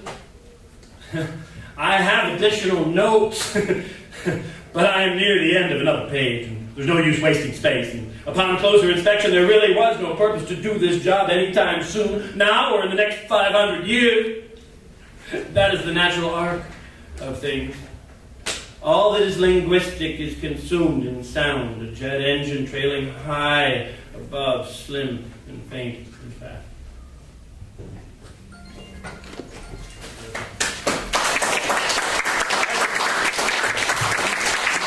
I just want to mention that I'm doing tonight. There you go. I just want to mention I'm doing what we call harm reduction in the business, because the Octopus Lounge reading almost mutilated my body. There was lots of pratfall and things. The new manuscript is called Vexations and Amplitudes. And is there a short poem? Is there room for a short poem at the end? Yes. Yeah, go ahead. Okay. This is called Universal Algorithm. This was the other side of the bookend. Read the other one. And then Universal Algorithm. It's I bet you did not see that coming. Did you? Did you not see that coming? No. Did you not see that? You did not. No. Okay. You did. Did you not see that coming? Did not. Did we? No. We did. We did see the Nazi coming. Okay. Universal Algorithm. In the new post-factual era. The new post-factual era. I don't like any poets today. At least not their work. Not right now. Which is to say, I love all the poets for what they attempt to say, but fall short. Writing too goddamn long, for example, their ample words acting up quite a storm. Creating far too little in the end, which is to say, I love my own work the best. Which is to say, I hate myself the most. For failing here and there and everywhere, where only an action will do, an actual factual revolution will do. For it is very difficult, indeed, to say the least, for a poet to be true, to be a true fascist, stringing together a phosphorus fabric of pure hatred sufficient to achieve complete grace and beauty in and of itself. Like Lena Wessenstoll. Right? Remember Hitler's filmmaker? Oh, she could do it. It could be done. We're doing it. Perforce, antithetic, anathema. But it can and is being done as we speak. This self-shat, toxic, pollulating effluvium. And God knows I don't really like any poets today. That's a negative note. I don't want to end on a negative note. Let's go. Is there a positive note? We gotta go, Tom. Right. The positive note is Steve Arnton, your great and glamorous host with his necklace of life. Hello, Steve. Steve, are you there? Okay, here you go. There he is. Ladies and gentlemen, Steve, and the next Okay. video. Well, I must tell you that for some reason, the curse of my life is that I cannot hold on to bios. I don't know what I cannot hold on to bios, even bios that were given me tonight. Hold on. Okay, so I would like to have Nazela come up, Nazela Jameson, and introduce yourself. I am so sorry, I can't keep track of bios. Nazela, here. Nazela is a performance poet, vocalist, and MC. She's an East Coast transplant, former organizer of the Oakland Poetry Slam, and sometimes reluctant superhero. Her first published collection of poetry, Evolutionary Heart, was released on Nomadic Press in the fall of 2016. Nazela gives the best hugs in the Bay Area. We're privileged to have Nazela, who is in charge of the hydroponic gardens on the ship and has mastered raising radishes and kale in zero gravity. The trick is she speaks poetry to the plants and sometimes sings as well. Nazela.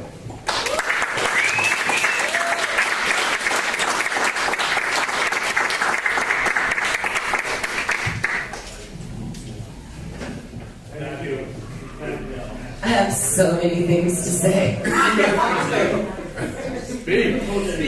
I'm just going to say this one thing. Go ahead. Just because it doesn't happen in the bubble you live in does not mean that racial violence is not still a very relevant part of a lot of our daily lives. So let's just acknowledge that. I'm going to leave it at that and do a poem. I have so many feelings. I'm going to leave it at that, though. I'm going to do a poem. Say it. For Venus.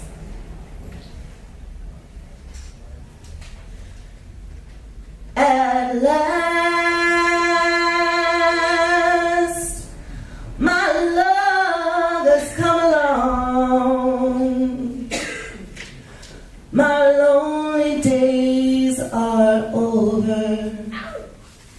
And life is like a song. Oh, yeah, yeah. My lover will cloak me in music. His words notes falling softly around us, like snowflakes, bright on a sunny winter's day. Fingertips tapping rhythm section on my back, melodic exhalations in my ear, kept in time to the metronome our footsteps create as we walk across, hands clasped to unite several African tribes and a few European continents in perfect harmonic composition. I have colossal visions of love, symphonies played by large orchestras on mountaintops while diva belts gospel tunes like Oh Happy Day. And the Tabernacle Choir proclaims our love to the heavens and to the earth, and even those who own deaf ears can taste it in the air. After our lovemaking, people who don't even know us will oddly and suddenly feel as if they've just finished a good meal or a stimulating conversation about existence.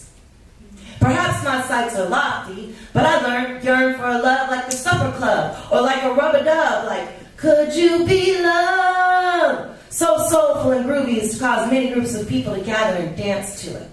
So passionate as to attract small villages huddled around us for warmth, caught up in the uncontrollable gala celebration of us.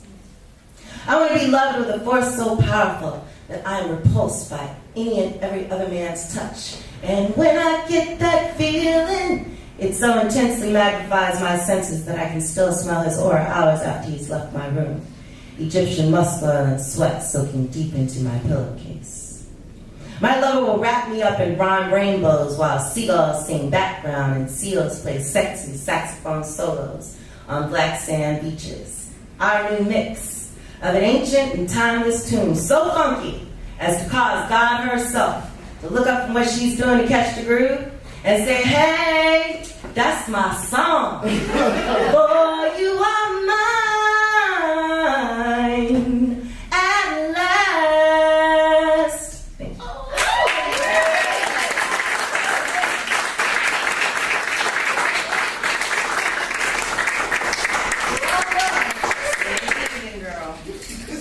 I love a lot of things. And this is a love poem to coffee. Coffee is unsurprisingly beautiful. Its rich taste and aroma filling my head with exquisite wakefulness, quickening and warming my heart and hand. Oh, generous lover, nudging me out of bed each morning for longing to get to you. Dancing melodically on my tongue, tingling my nervous system, your grind motivates me to get up and greet the sun, clear-eyed and ready. Loving caffeinated cup. Promise you will always be there, waiting for me at the cafe down the street. Sweet and strong, you lift me, make me believe I can make it through any day, and my tomorrows will always start with you.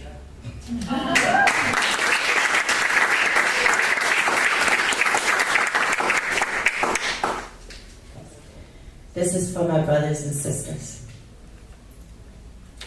Be black with me. Close your eyes and smell the collard greens wafting in the kitchen breeze. Be heady from the fragrance of Egyptian musk and fortitude. Sniff of freedom you can barely touch. Come, be black with me. Let's run fast and dance to the beat. Run your fingers through your own nappy curls. Be successful against the odds like repression was a springboard. Let us be black together. Weather storms as if we are human umbrellas. Fight systemic oppression like MMA champs. Choose to ignore the microaggressions in lieu of winning the war. They will wrap their racism in transparent gift paper. Lynch us with condescension instead of rope. Ignite gaslights for us to see by and attempt to camouflage our righteous anger. But we'll be black. Inevitable as shadows, timeless as a moonless night. Both co-conspirators and witnesses, we must keep each other sane in the midst of the madness they have made.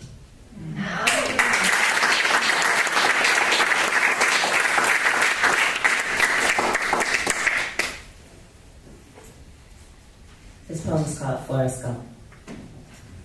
Life is like a box of chocolates, sweet and unpredictable, sometimes heart-shaped and fragile, often sick-making, melted and misshapen, nutty, refreshingly minty, alcohol-filled, sticky, gooey, crunchy, a collection of varyingly brown surprises. Sometimes a box of chocolates eerily resembles a box of shit. I don't always like or want it, but I ever appreciate the gift. I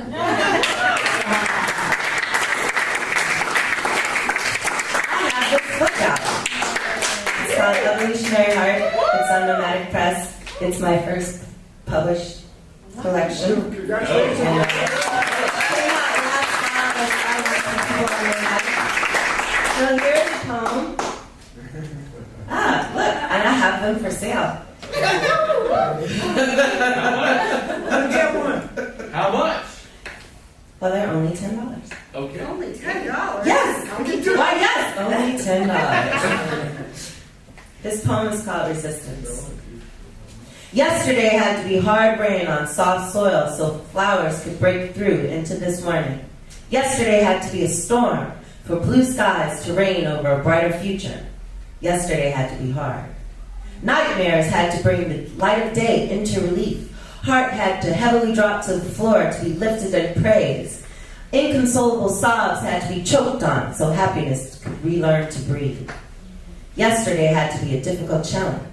All ankle weights and pill balls, calculus equations in graduate school, black eyes and bruises so education and healing could begin. Let today be serene like Sunday a.m., smooth like a daddy's voice, effortless as smiling at love through a bedroom window. Rest now. It will soon be yesterday again. And much like a good pie, tomorrow never comes easy, if it ever comes at all. Wow.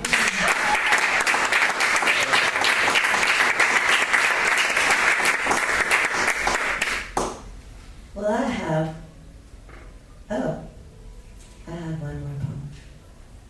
I'm so glad we've had this time together. So this is my last poem.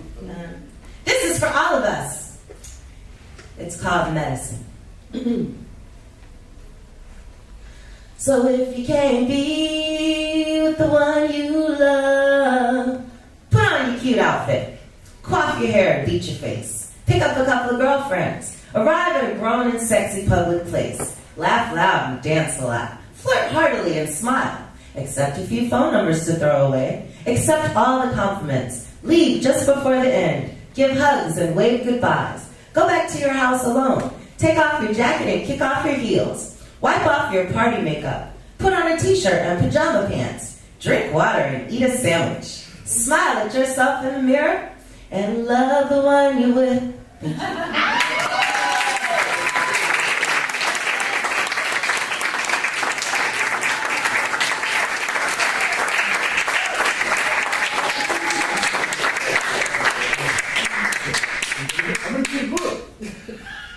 Thank you, Nazela. I'd like to have up right away Tarita. I love this woman. I've heard her over the years, Alice Arts Center and other places, and I love the way she includes the audience. I love the way Tarita really engages the audience and holds my attention at every turn. I've always loved this about this woman. And although I've lost her bio for the third time, I'm supposed to introduce her. I will simply introduce you to Rita, and she will, through her words, you'll get to know her for sure.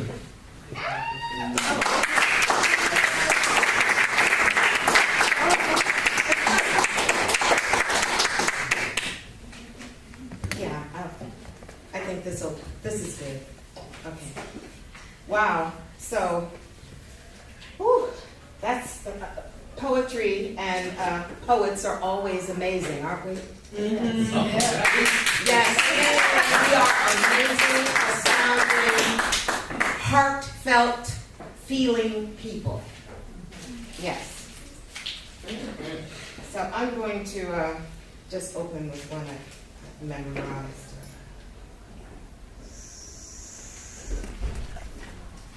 Turida is my name. I was named after my Aunt Reedy.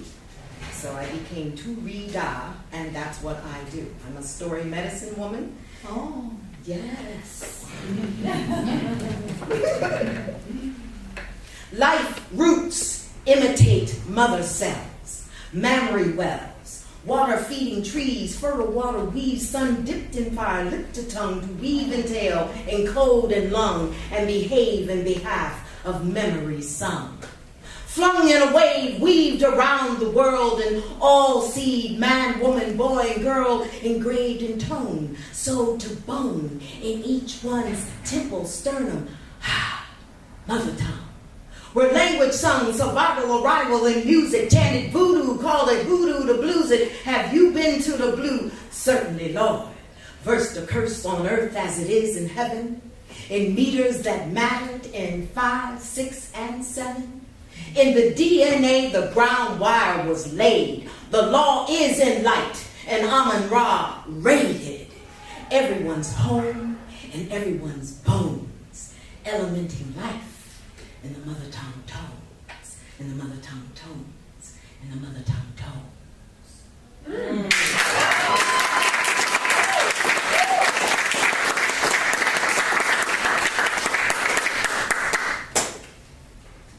I'm going to read a piece that I just wrote not too long ago, and it's called Tell Her. And it's about a child that experiences, well, you'll understand. Tell her not to remember her mother materializing in her bedroom at daybreak that morning when she was 10 years old. Tell her not to remember how well her mama looked. Dressed in her favorite suit, hair like it had just been done, walk toward her bed, bend down, kiss her forehead. Tell her not to remember getting out of bed thinking her mother had come home from the hospital. Oh. Tell her not to remember asking her 16-year-old cousin where mama was because she just saw her but can't find her. Tell her not to remember cousin's answer. Still in bedclothes, just look at her and cry. Tell her not to remember time on kitchen wall, read 9:30 a.m. and feel something bad had happened. Tell her not to remember the ministers coming over later that day telling her, your mama has gone home. Tell her not to remember how she paid no mind to that verb variable as she responded, shaking, frustrated, scared. I know, but I can't find her. Tell her not to remember one of the ministers patiently rephrased, we mean she has gone home to heaven.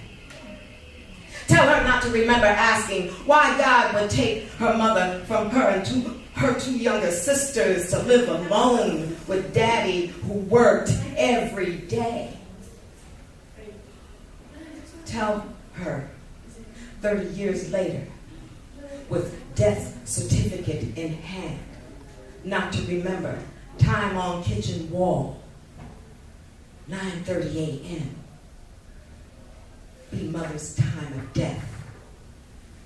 Then tell her spirits can't walk without a body. Go ahead, try.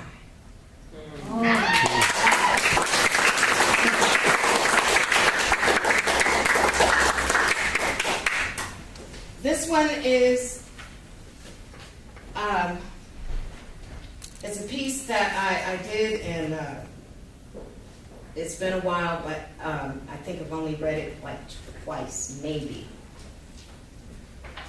And it's about what we're going through, and every time you see a group of black people or people of color looking like they're out of their minds, you have to understand the impact that we have dealt with as people. You have to understand that. So this happened when I received the 6-page letter to teachers by James Baldwin. Baldwin, tell me one morning, get up, rise, daughter, go tell it on Webb Mountain. I gave it to your elder gave it to you. Now, quote what I've told you. Any Negro who undergoes the education system in this country runs the risk of becoming schizophrenic. Are you responsible? Are you response-able? Send it to Amiri. Send it to everyone you know. Are you alive? Got feelings? Got family, children, people, history? Are you watching, observing, listening? Kids dropping out of school. We got to move. Hopi natives say black people rule water. Our body is 70% water. We move people, clean people. We're known as a clean move people. But what are we moving? What are we cleaning, daughter? We tune in and turn on to brother ball games. Colored men in colored uniforms gain yards for a team, manifest destiny, the gangster creed, trains to sustain. Let's take their land, might is their God's right on this touchdown.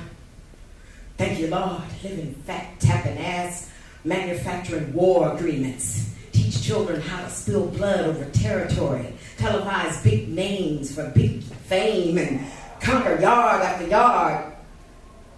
Kick, toss, throw, Brown Yoni's football star. Yeah, he's kicking wounds, daughter. Breaking bones, breaking homes. Cuts bleed deeper than a swimming pool. Stop, stop, stop. You question entitlements, daughter. Go for broke. Say something else I wrote. If a child is born in the era of the Third Reich, the child will be educated for the purposes of the Third Reich. Obama, American island child, educated in the best schools, won the presidential election, used him as a tool, want to call him Hitler, Manchurian candidate, programmed at the Thug Master's gate. Obama wants to keep everything in the middle, they say. I lead schools for students of color to be that way. You don't want to see that. You didn't see that.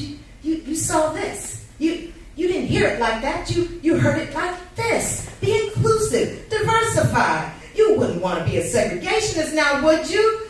You'll never get anything like that. Yeah, speak mid-truth, split in two. Never know what the right hand, never know. Okay, let me slow down. Never let the right hand know what the left is doing. What? On the same body? Damn. So you know, any Negro who undergoes the education system in this country runs the risk of becoming schizophrenic. Got a bad Bible reads, enmity, hate, I will place between thee, woman, and thy seed, from witch to bitch. Really? Blame woman for knowing truth, protecting root, for sharing fruit from tree of knowledge, revealing right from wrong, good from evil. Epistemic extend natures of this God's acceptance. Control roles, rules, soul's root. Postpartum death, heavens. But who heaven? Whose heaven? Whose heaven? Disinformation's first rule is hear, see, and speak no evil. Daughter, ambiguity feeds this nation's deed. Be careful with its trust. Their God must be reevaluated. Tell it on this mountain today that any Negro who undergoes the education system in this country runs the risk of becoming schizophrenic. And when you do, I'll walk you through the courtyard of a black man who stands guard over Japanese hand-brushed pictographs, recovered from a lost, dark Asiatic past. His name will be Bill Dallas. You will purchase one that means heat, energy, magnetism. Thank him and he'll walk you through the courtyard where you will see a gallery called Chi, the Chinese synonym for the Japanese pictograph you just purchased. You will then look at look through Chi's glass window. Something going on. And there you will find me, framed in abstracts of red, orange, green, gold, and blue, created by this artistic dude, Ted Ponteflay. I'll roadmap your eyes to the back wall where a video loops a scene of Amiri Baraki delivering my eulogy. The curator will introduce herself as Corin Ennis. Within minutes, an old friend will walk in, Bobby Sharp, who wrote the song Unchain My Heart. He will offer a letter I wrote to him as part of the exhibit. Ask if you could read the letter. Feel what I was going through, the loneliness, confusion, despair, not knowing what I do or go or be. Ask for a copy of the letter. Corinne will be compelled to make one for you. Ask. After that, then leave. Go to the corner, to the Expressions Art Gallery, exhibiting art of incarcerated men. Mention Chi Gallery exhibits of me to the curator, Alan Laird. In turn, he will show a video of me in 1981 speaking at UC Berkeley. Something's happening. Something very brutal must be said about this great melancholy nation of ours, and if you don't believe me, you can ask the Indians. The intention of this country's government has always been genocidal.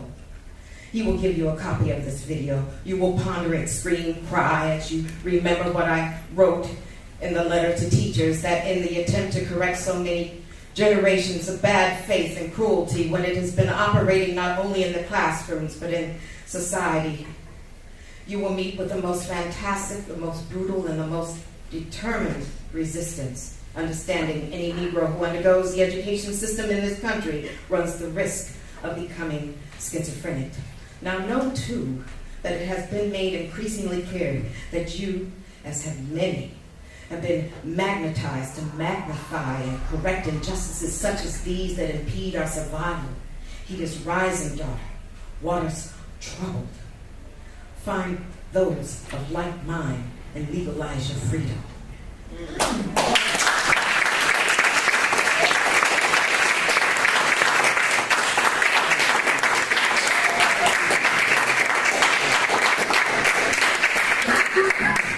Yes, that's true. Oh, is that the... Yes, pretty much.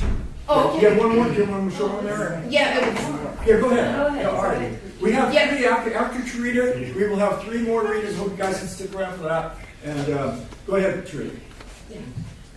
So this is somewhat my reasoning for, and I'm sorry about the reading. Something was happening. But anyway, my reasoning for the earth, what's going on. They deform our solar light, force sun, star, moon from our eyes, make heavens fall from sky, tell us, pray thee, our Father, prayer in a paradise. Truly, this is speculation. Churchmen say, fall on your knees, let go of legacy. Tell us, God the Father, His Son, and Ghost is all the history you'll need. Church, take our land, language, minerals, and spells they call law, holy see. Make our rights with earth wrong and judgments we are not to believe. We just can't believe. Churchmen tell us sunlight that rises daily does not compare to their God's Son who died for our sins. Then tell us we must wait for their God's Son to return. Do they not understand? Our sun returns every day, walks on water, feeds multitudes, rule time, season, moon, every day. Church words burn our heart, disowns our body, fades our spirit. Yet they say, if we do not wait for their God's Son to return, we will commit a sin against their Father and will not be saved for heaven when we die. We question, Why not honor earth and sun and heaven while alive? Why does the vicar of Christ hide in a church dungeon from sunlight? If our sun dies, surely there will be no life. Church tell us if we do not believe or have faith in their Father's Son and his ghost, we will burn in hell for eternity and be among the Antichrist. We hear churchmen talk in spells that share no vision with our eyes, and know if we follow churchmen, we will submit to anti-life.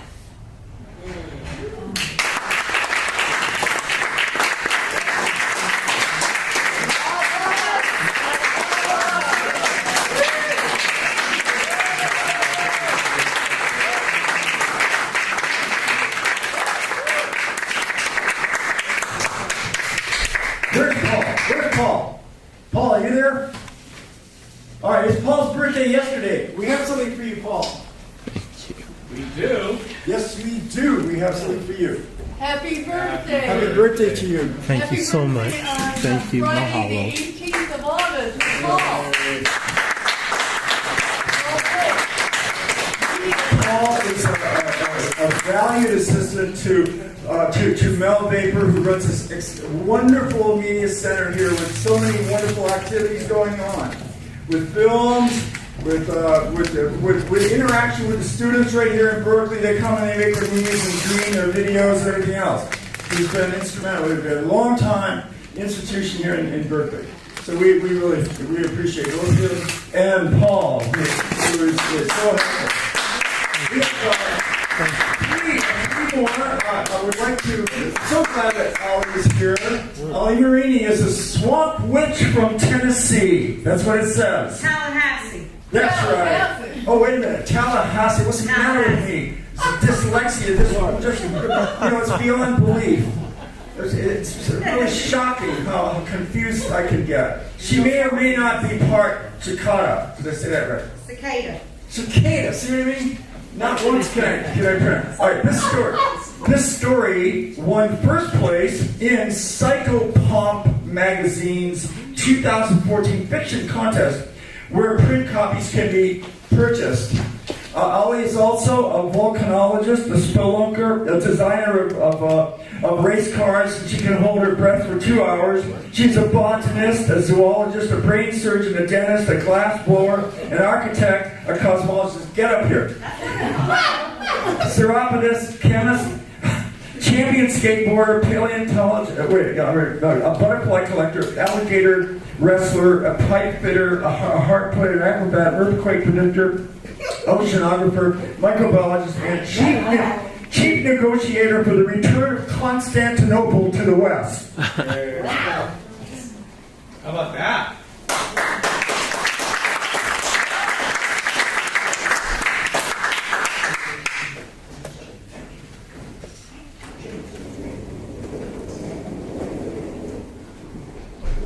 Words have weight. Use them wisely. Yeah. I want to give a trigger warning for domestic violence.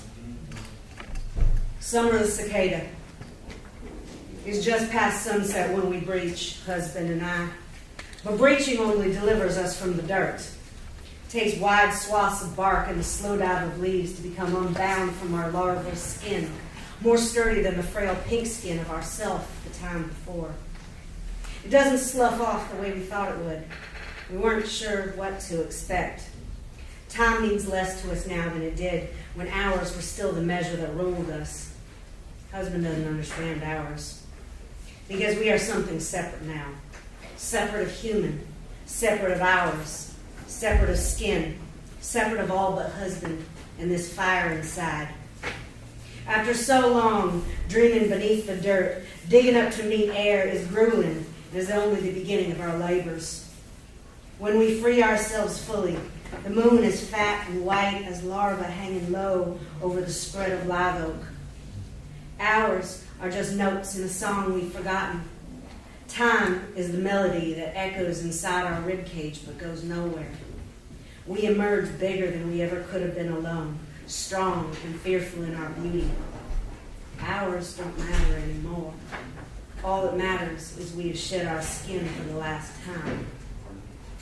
We hear singing all around, a joyful chorus raising up into the heat in praise of summer, to the glory of humidity. Hallelujah to the trees that feed. Hosanna, Hosanna, husband chirps to me, for my song is different, sung only for me, for me, for me. The wife he chose those years before we went underground. His song for me rejoices in our union, consecrated in mud. Husband promised me a gift. Though it would take years to make good on it, never did I doubt that when the summer marked its return path to the ground of our marital bed, he would keep to his word. He would know our anniversary without knowing things like hours or days or years. He would present his gift to me, just as he said he would when he took me to wife and made us into something altogether new. We are born again together when we breach nature's fearful symmetry, our union. Before there was we, there was me.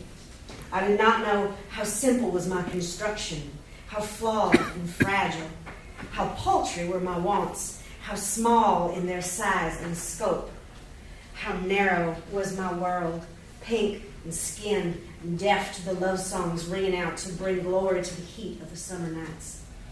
Strong men are not soft, but soft enough to break when formed in flesh.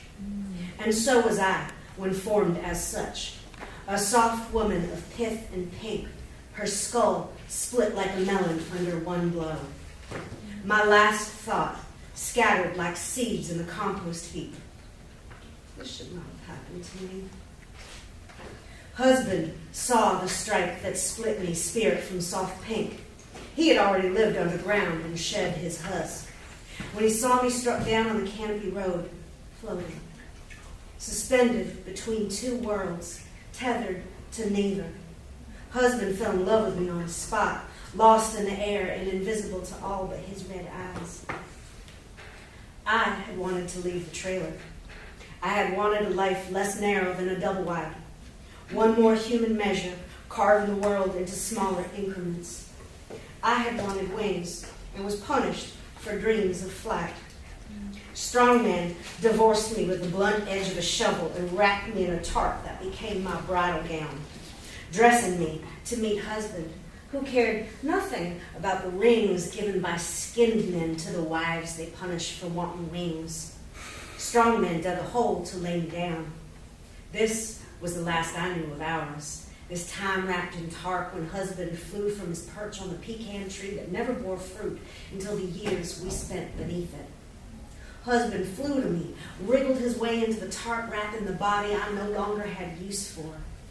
He pulled his golden wings around the part of me hovering close to the life that I had lost and pushed me into his abdomen.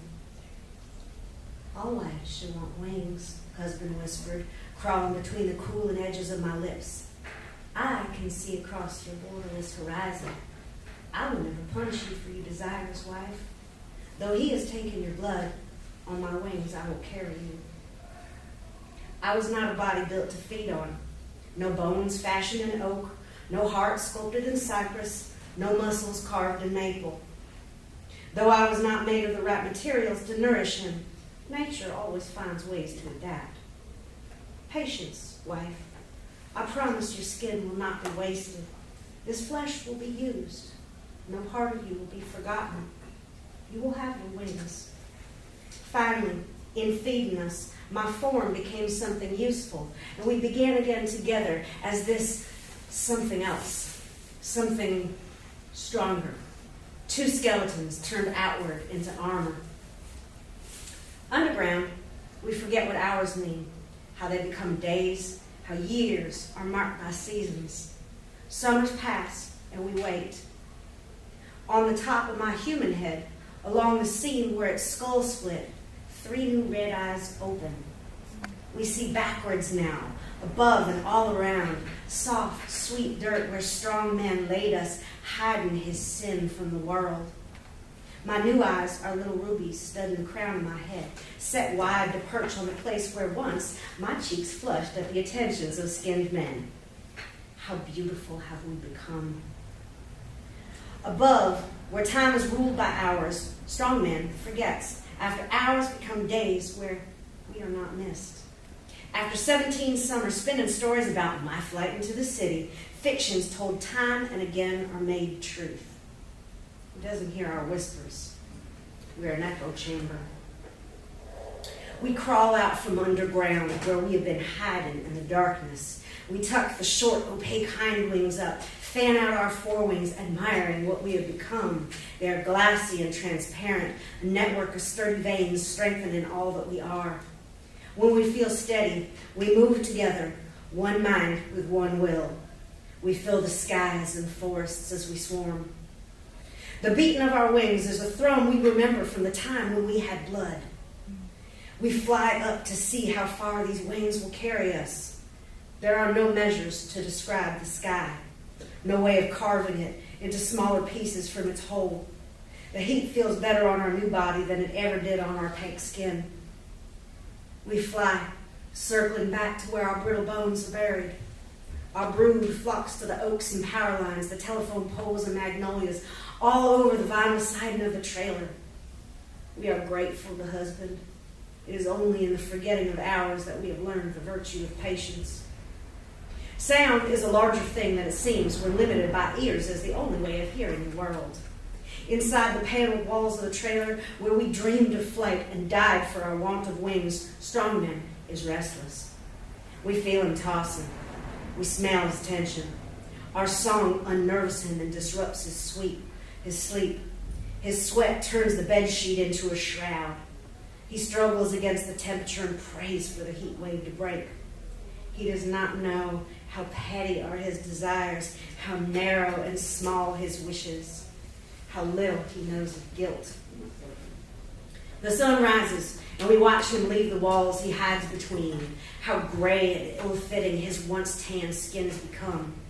His back is stooped lower than the broad swath it was when he raised the sharp edge of the shovel to split me. He avoids looking to the tree where our bones sleep. A litter of pecan shells cover the ground, uncollected, mulching day by day.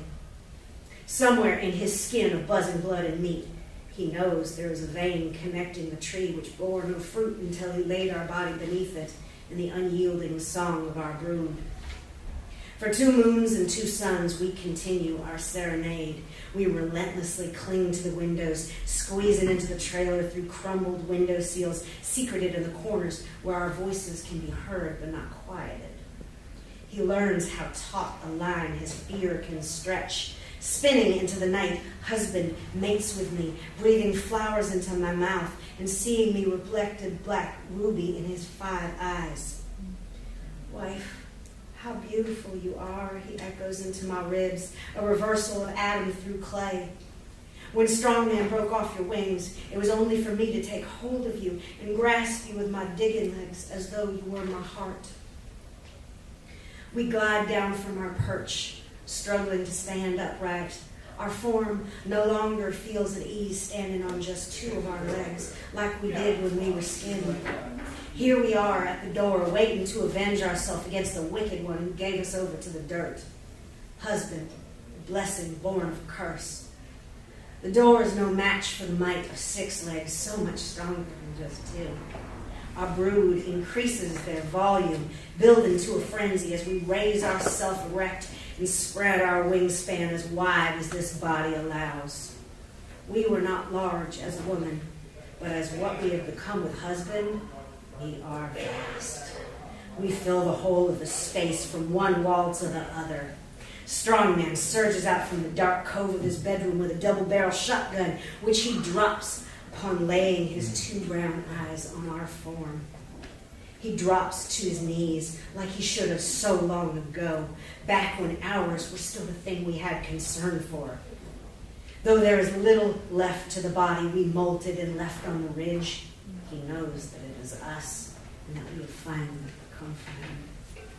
The walls shake from the voices of our brood, each cicada joining the song in rounds, building to a pitch that is hideously sweet. Strongman holds up his 2 hands in a gesture that asks of us what we no longer have the means to give. There can be no forgiveness for the sinner. This song is a reflection of the life we had when we were soft and pink and fragile.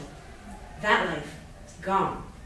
This one is a beautiful monster, his monster, created especially for him by the blood of mine spilled and the magic husband has spun that blood into.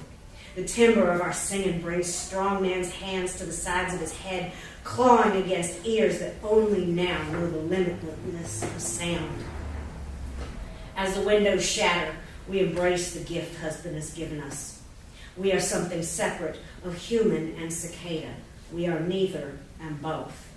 Strongman sags onto his haunches. The whole trailer shudders. A trickle of blood from the nose and his ears runs riot, and Strongman crumples, all empty husk. The night is never as quiet as humans think it is. Even in the thickest woods, there are night birds and frogs calling out to the darkness, loud as any freeway traffic. We have no need to remember things like hours, but for longer than a heartbeat, there are no cicadas calling. The stillness of the aftermath is eerie and alone. Then, as quickly as our chirps fell quiet, they begin again. Our brood takes flight, their wings like bullets shot up to the stars. Husband and I sleep our last twilight together in the cover of our pecan tree, where beneath it our bones have finally settled. On the break of sunlight, I can no longer feel husband with me. Every moon we spent together was his gift. With the sky as my empire, I course through the summer heat on these wings. With a mother's instinct, I know where I'm supposed to rest, far, far, far from the bones of a soft-skinned woman and her brave husband. From the tip of my abdomen, I have grown a spike, and once I find the safest joint of the oak's boughs, I use it to slit open the green branches. We have succeeded in loving the expanse between us, husband, I echo to him somewhere. In the open stems of green oak, I lay hundreds of our children down like a handful of rice that was thrown at me once for luck at my wedding to the strong man.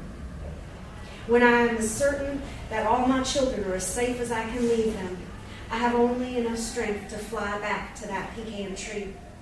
I flew far and wide so that our daughters need never know what it is like to be punished for wanton wings. When they are grown, they will know how to navigate back to that pecan tree next to an empty patch of land where grass will not grow, where once a trailer combusted on a hot summer night, where once their father lassoed the floating heart of a pink giant and made a vow that turned us into something more fearsome and lovely than we would have ever been on our own. I will never know what my daughters will be when they breach, but I know they will be legion, and that their wings will be both terrible and mighty.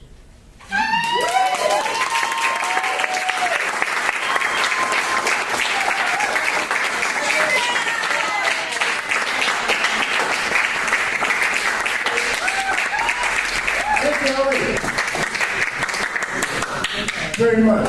Thank you so much. Right now, we're going to have up here Julian Mithra. Blurs the boundaries between genre and gender, making zines, videos, and collage books.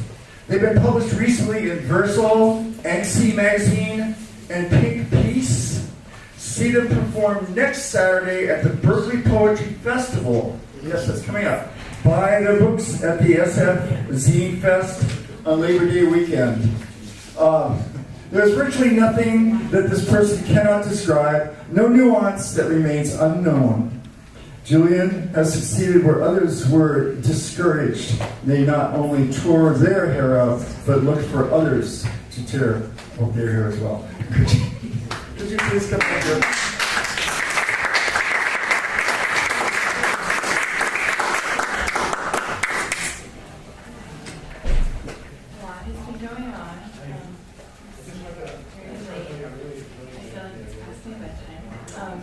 But thanks for everybody who stayed past some things that most people would just leave for. And for the people who read every message space like the last week morning, who kind of were like safe in the room and feel better.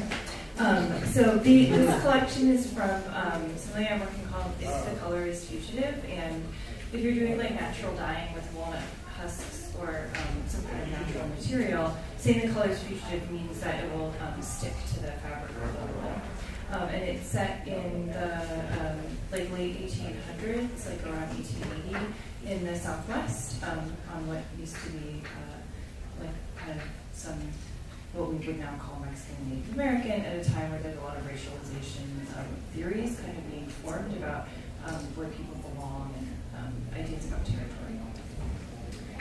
The Philadelphia Morning Herald. Blessed art thou among women, blessed is the fruit of thy womb. Fruit? Is this mistranslated from ancient scrolls? Amaranta wondered. Or did women used to nuzzle with bees, plumpeting a flower, swelling a gut branch apple? After a winter of martial law, Jebediah waited for last frost. Marshall must have been one tough six-shooter fucker to load lead into people like bread into ovens. Blessed is the fruit of thy ground. Amaranta fanned her fingers, unhampered by a rosary, and kicked the ground. That Padre promised would grow food, though all she ever saw were fingernail frogs cracking mud, hopping to a wider pond. And increase of thy kine, and the flocks of thy sheep. Her kind? Salt plasterers donkeying up from El Rio Grande, cattle rustlers, scar-cheeked, rebraiding whips, sheep butchers, namby-pamby gutters. Jeb got newspapers 6 months delayed and couldn't read. On the front page, he saw men in black hats holding maps. Every month, a new man shaking hands.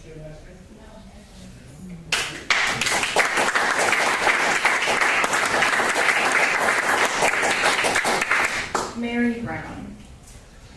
Nemesio says marigolds are the closest he'll ever get to love.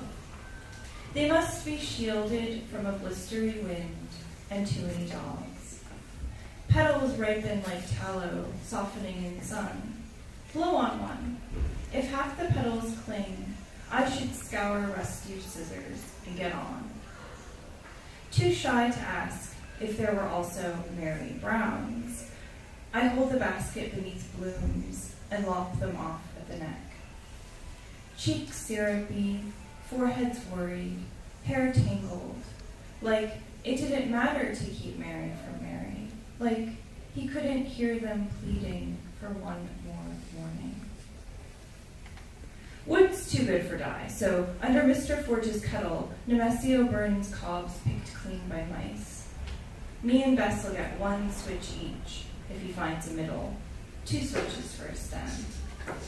Bess yanks the petals, I dunk them in, hum over their muffled cries that God meant gold for stained glass halos and sheaves. An hour's boiling pummels the color from their tresses and settles the reason for sacrifice. Bess holds cheesecloth to strain the corpses, and we say a few misremembered words when we abandon them to the burn pile. Heaven is beautiful, and there's always the seed. I stir the cauldron while Bess drowns a mess of the best broadcloth till it swarms bee yellow, and we dunk a scrap in a cold bucket to test if the color's fugitive or mounting an escape.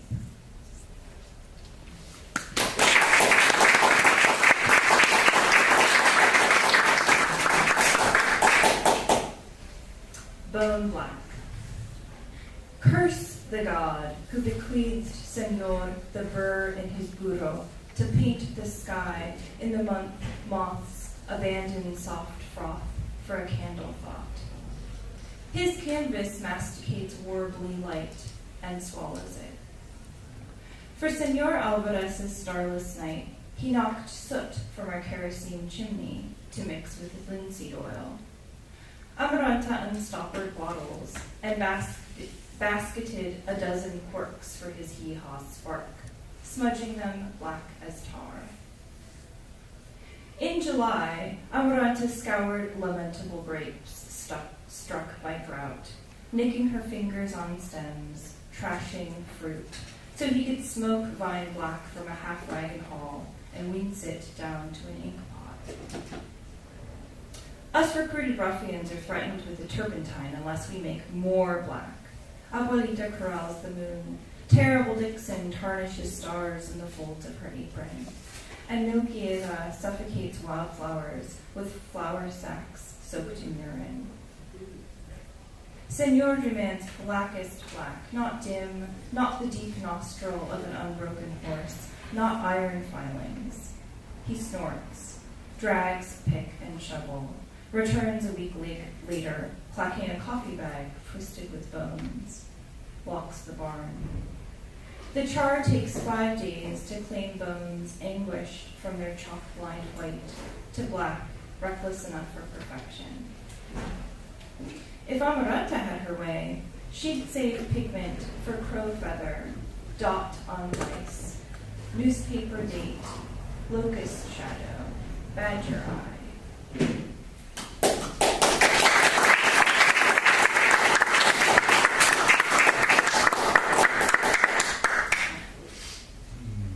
Four directions. El Jefe secured silver pieces in Amaranta's bonnet and made her repeat the way from Cooper's Stake, over Blacktongue River, and through the new stop they might call Cheever or Roebuck. She sneaked an onion to the mule and only thought of stealing the silver once, but nowhere to hide except Cooper's shaft. Midday, a hunched letter to 3 buildings, one smoking. A carbine by her at the stoop. Being the girl, she hollered, "I'm here for the calf, you got her?" Didn't look like no calf worth 2 bits, more like a swift slaughter.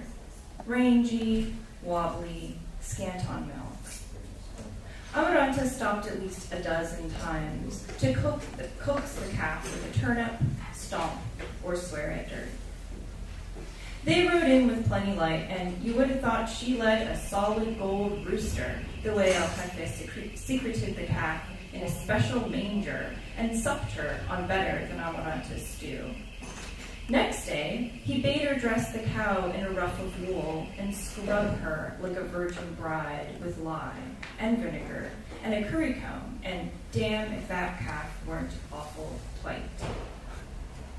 El Jefe come back late from the Magdalena Tribune with a stack of leaflets Amaranta pretended she couldn't read. A true miracle, white buffalo, come see the Holy One at Francisco Maria Ontiveros' barn, 1 mile west from Magdalena, only 5 cents. The moonshine jug cuddled El Jefe's celebratory sleep. Amaranta pouched silver, knife, and boot shine. Blackened and deruffed, she christened the calf Milagro, as it really was a miracle that any man could be so dumb.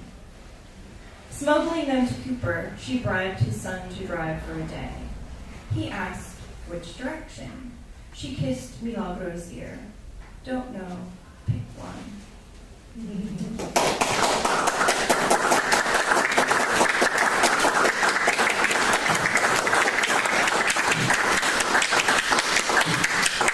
Thank you, Julia, very much.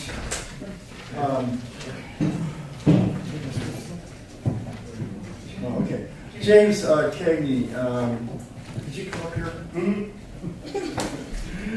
Now this man, I've enjoyed his company for years now. I first met, I think, James at Red Cafe there in University Avenue when that was a reading.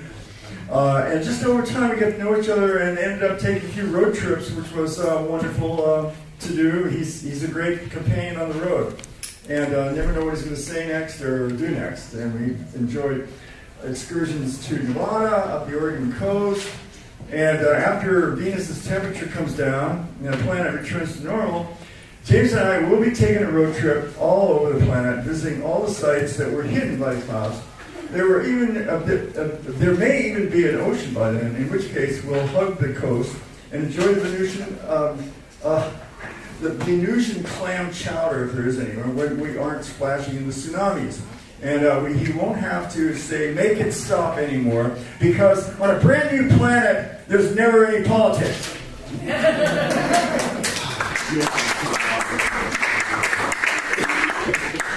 Thank you. Good evening, everybody. I so appreciate and thank you for staying. I am going to respect our time and do this truncated and quickly and get us the hell out of here. Well, give yourself enough. I'm going to do 4 poems and we're going to be done, and that's the show. I'm going to start with the reason for the repetition of sound in this poem. It's an actual form. It's called a pantoum. And this form actually fits the subject to me. So this is called Sandwich School. Give me a turkey sandwich with everything, no onions. I don't want them things. What's that? Red bell pepper tastes like water, nasty. And pickles, I want pickles, extra pickles. I don't want them things. What's that? Olives is nasty. Yellow cheese, the yellow kind. What kind of bread is that? Brown? Ugh. Did y'all put honey mustard? I'm watching y'all. Olives is nasty. Yellow cheese, the yellow kind. What kind of bread is that? Brown? Ugh. Did y'all put honey mustard? I'm watching y'all. Look, ain't you been to sandwich school? Damn. What kind of bread is that? Brown? Ugh. That's too much lettuce. That don't look right. Ain't you been to sandwich school? Damn. I'm allergic to tomatoes. Oh, hell no. That's too much lettuce. That don't look right. Red bell pepper tastes like water. Nasty. I'm allergic to tomatoes. Oh, hell no. Just give me a turkey sandwich with everything, no onions.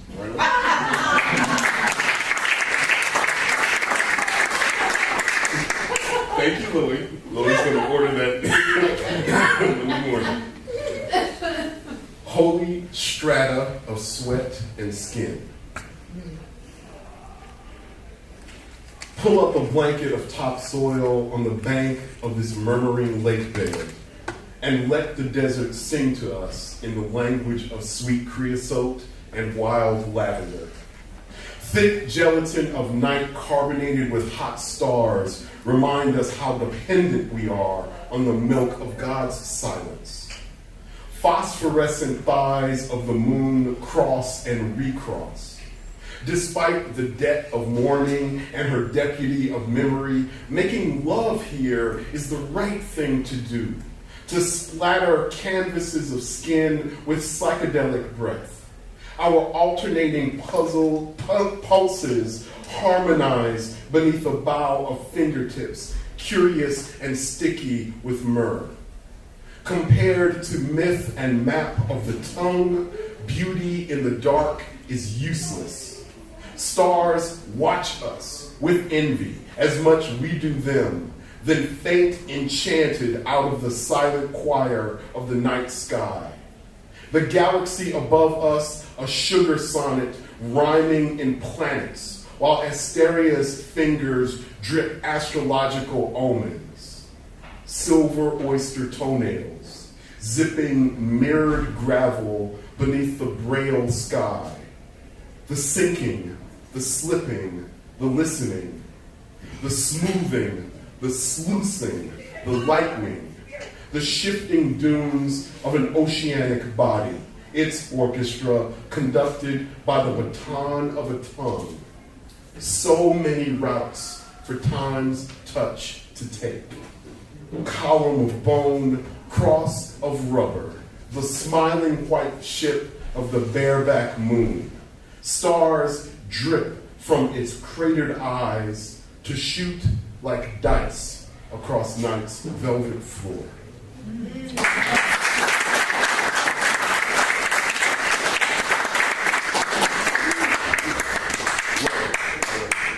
Drop the bios, please stand by. This is shame mass in the workroom closet. The cleric, the body, the cheering blood, the spoonfuls of honey I expect to heal me.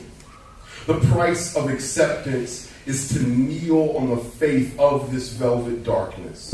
Take, eat, he says, again, again. And once empty of incense, shyly closes like a flower or fist. Makes the sound of a strummed air guitar. From somewhere in the dark behind me, now rises a beeping noise. I turn toward the room's electric pulse. There sits a hospital bed amongst the boxes. I approach, stand bedside. I am a nurse holding a baby. The baby is me. The woman on the bed is shaking her head no, just no. I am a motherless child before I've had chance to be mothered or a child. I approach, stand bedside, my mouth still gurgling a hot pond of anointed sea foam. The Morse code of mechanical beeping tells me the figure on the bed is dying. The figure on the bed, a stranger. No, I am the stranger. The figure on the bed is my birth mother. No, the figure on the bed is my adoptive father, still drunk from winter 1968. He appears devoured by a quicksand bed licking its sheets. Behind me, young Jehovah closes his docket, says, I'm running late. I gotta get back. I gotta go. I gotta. We cool, door opens. We cool, click. What I cannot say, machines speak for me in a syncopated orchestra. My birth mother snaps shut like a purse. My father looks through me for a sun not risen. My father who arts on the banks of the river Hennessy. My father squints at me through a gauzy medicinal haze, like gazing through cigar smoke, greasing the air of a bar. Poor June, he says. Poor June. His eyes blurred and watery as if they were melting in his skull. Poor June, he repeats like a rosary. Poor June, he says, over and over till it's over.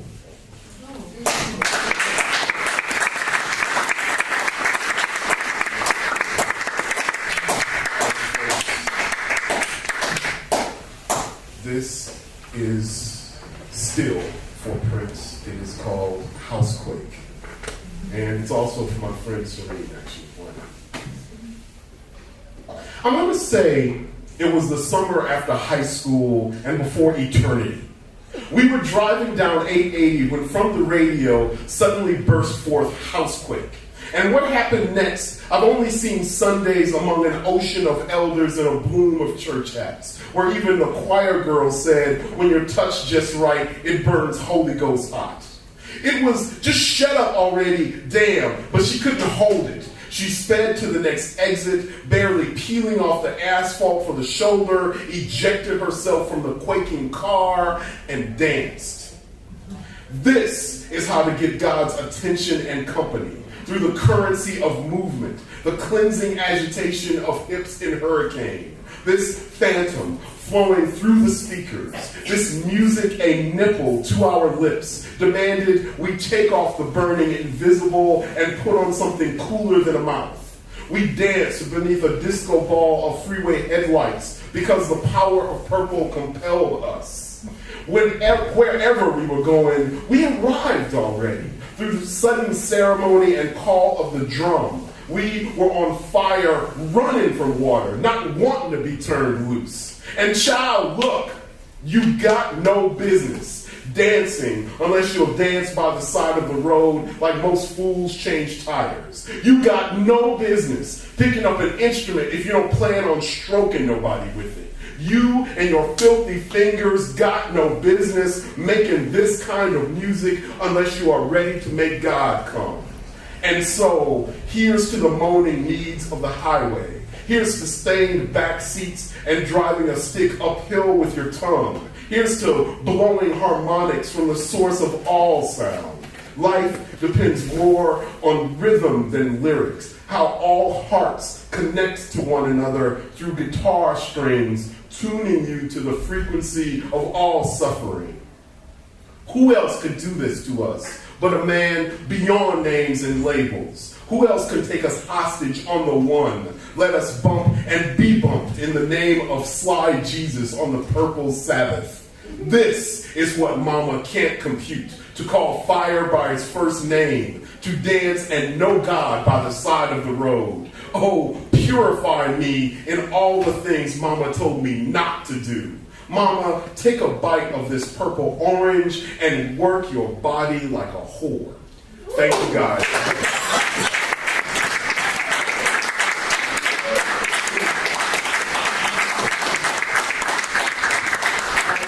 We are going to now.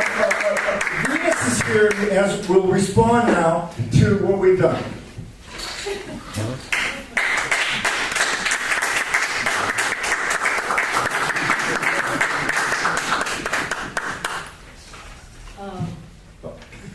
Is Tom still here? No, it's not. Okay. Okay, go ahead. I personify Venus. You are. I am Venus. Okay. I want to thank everyone for getting me going in a new direction.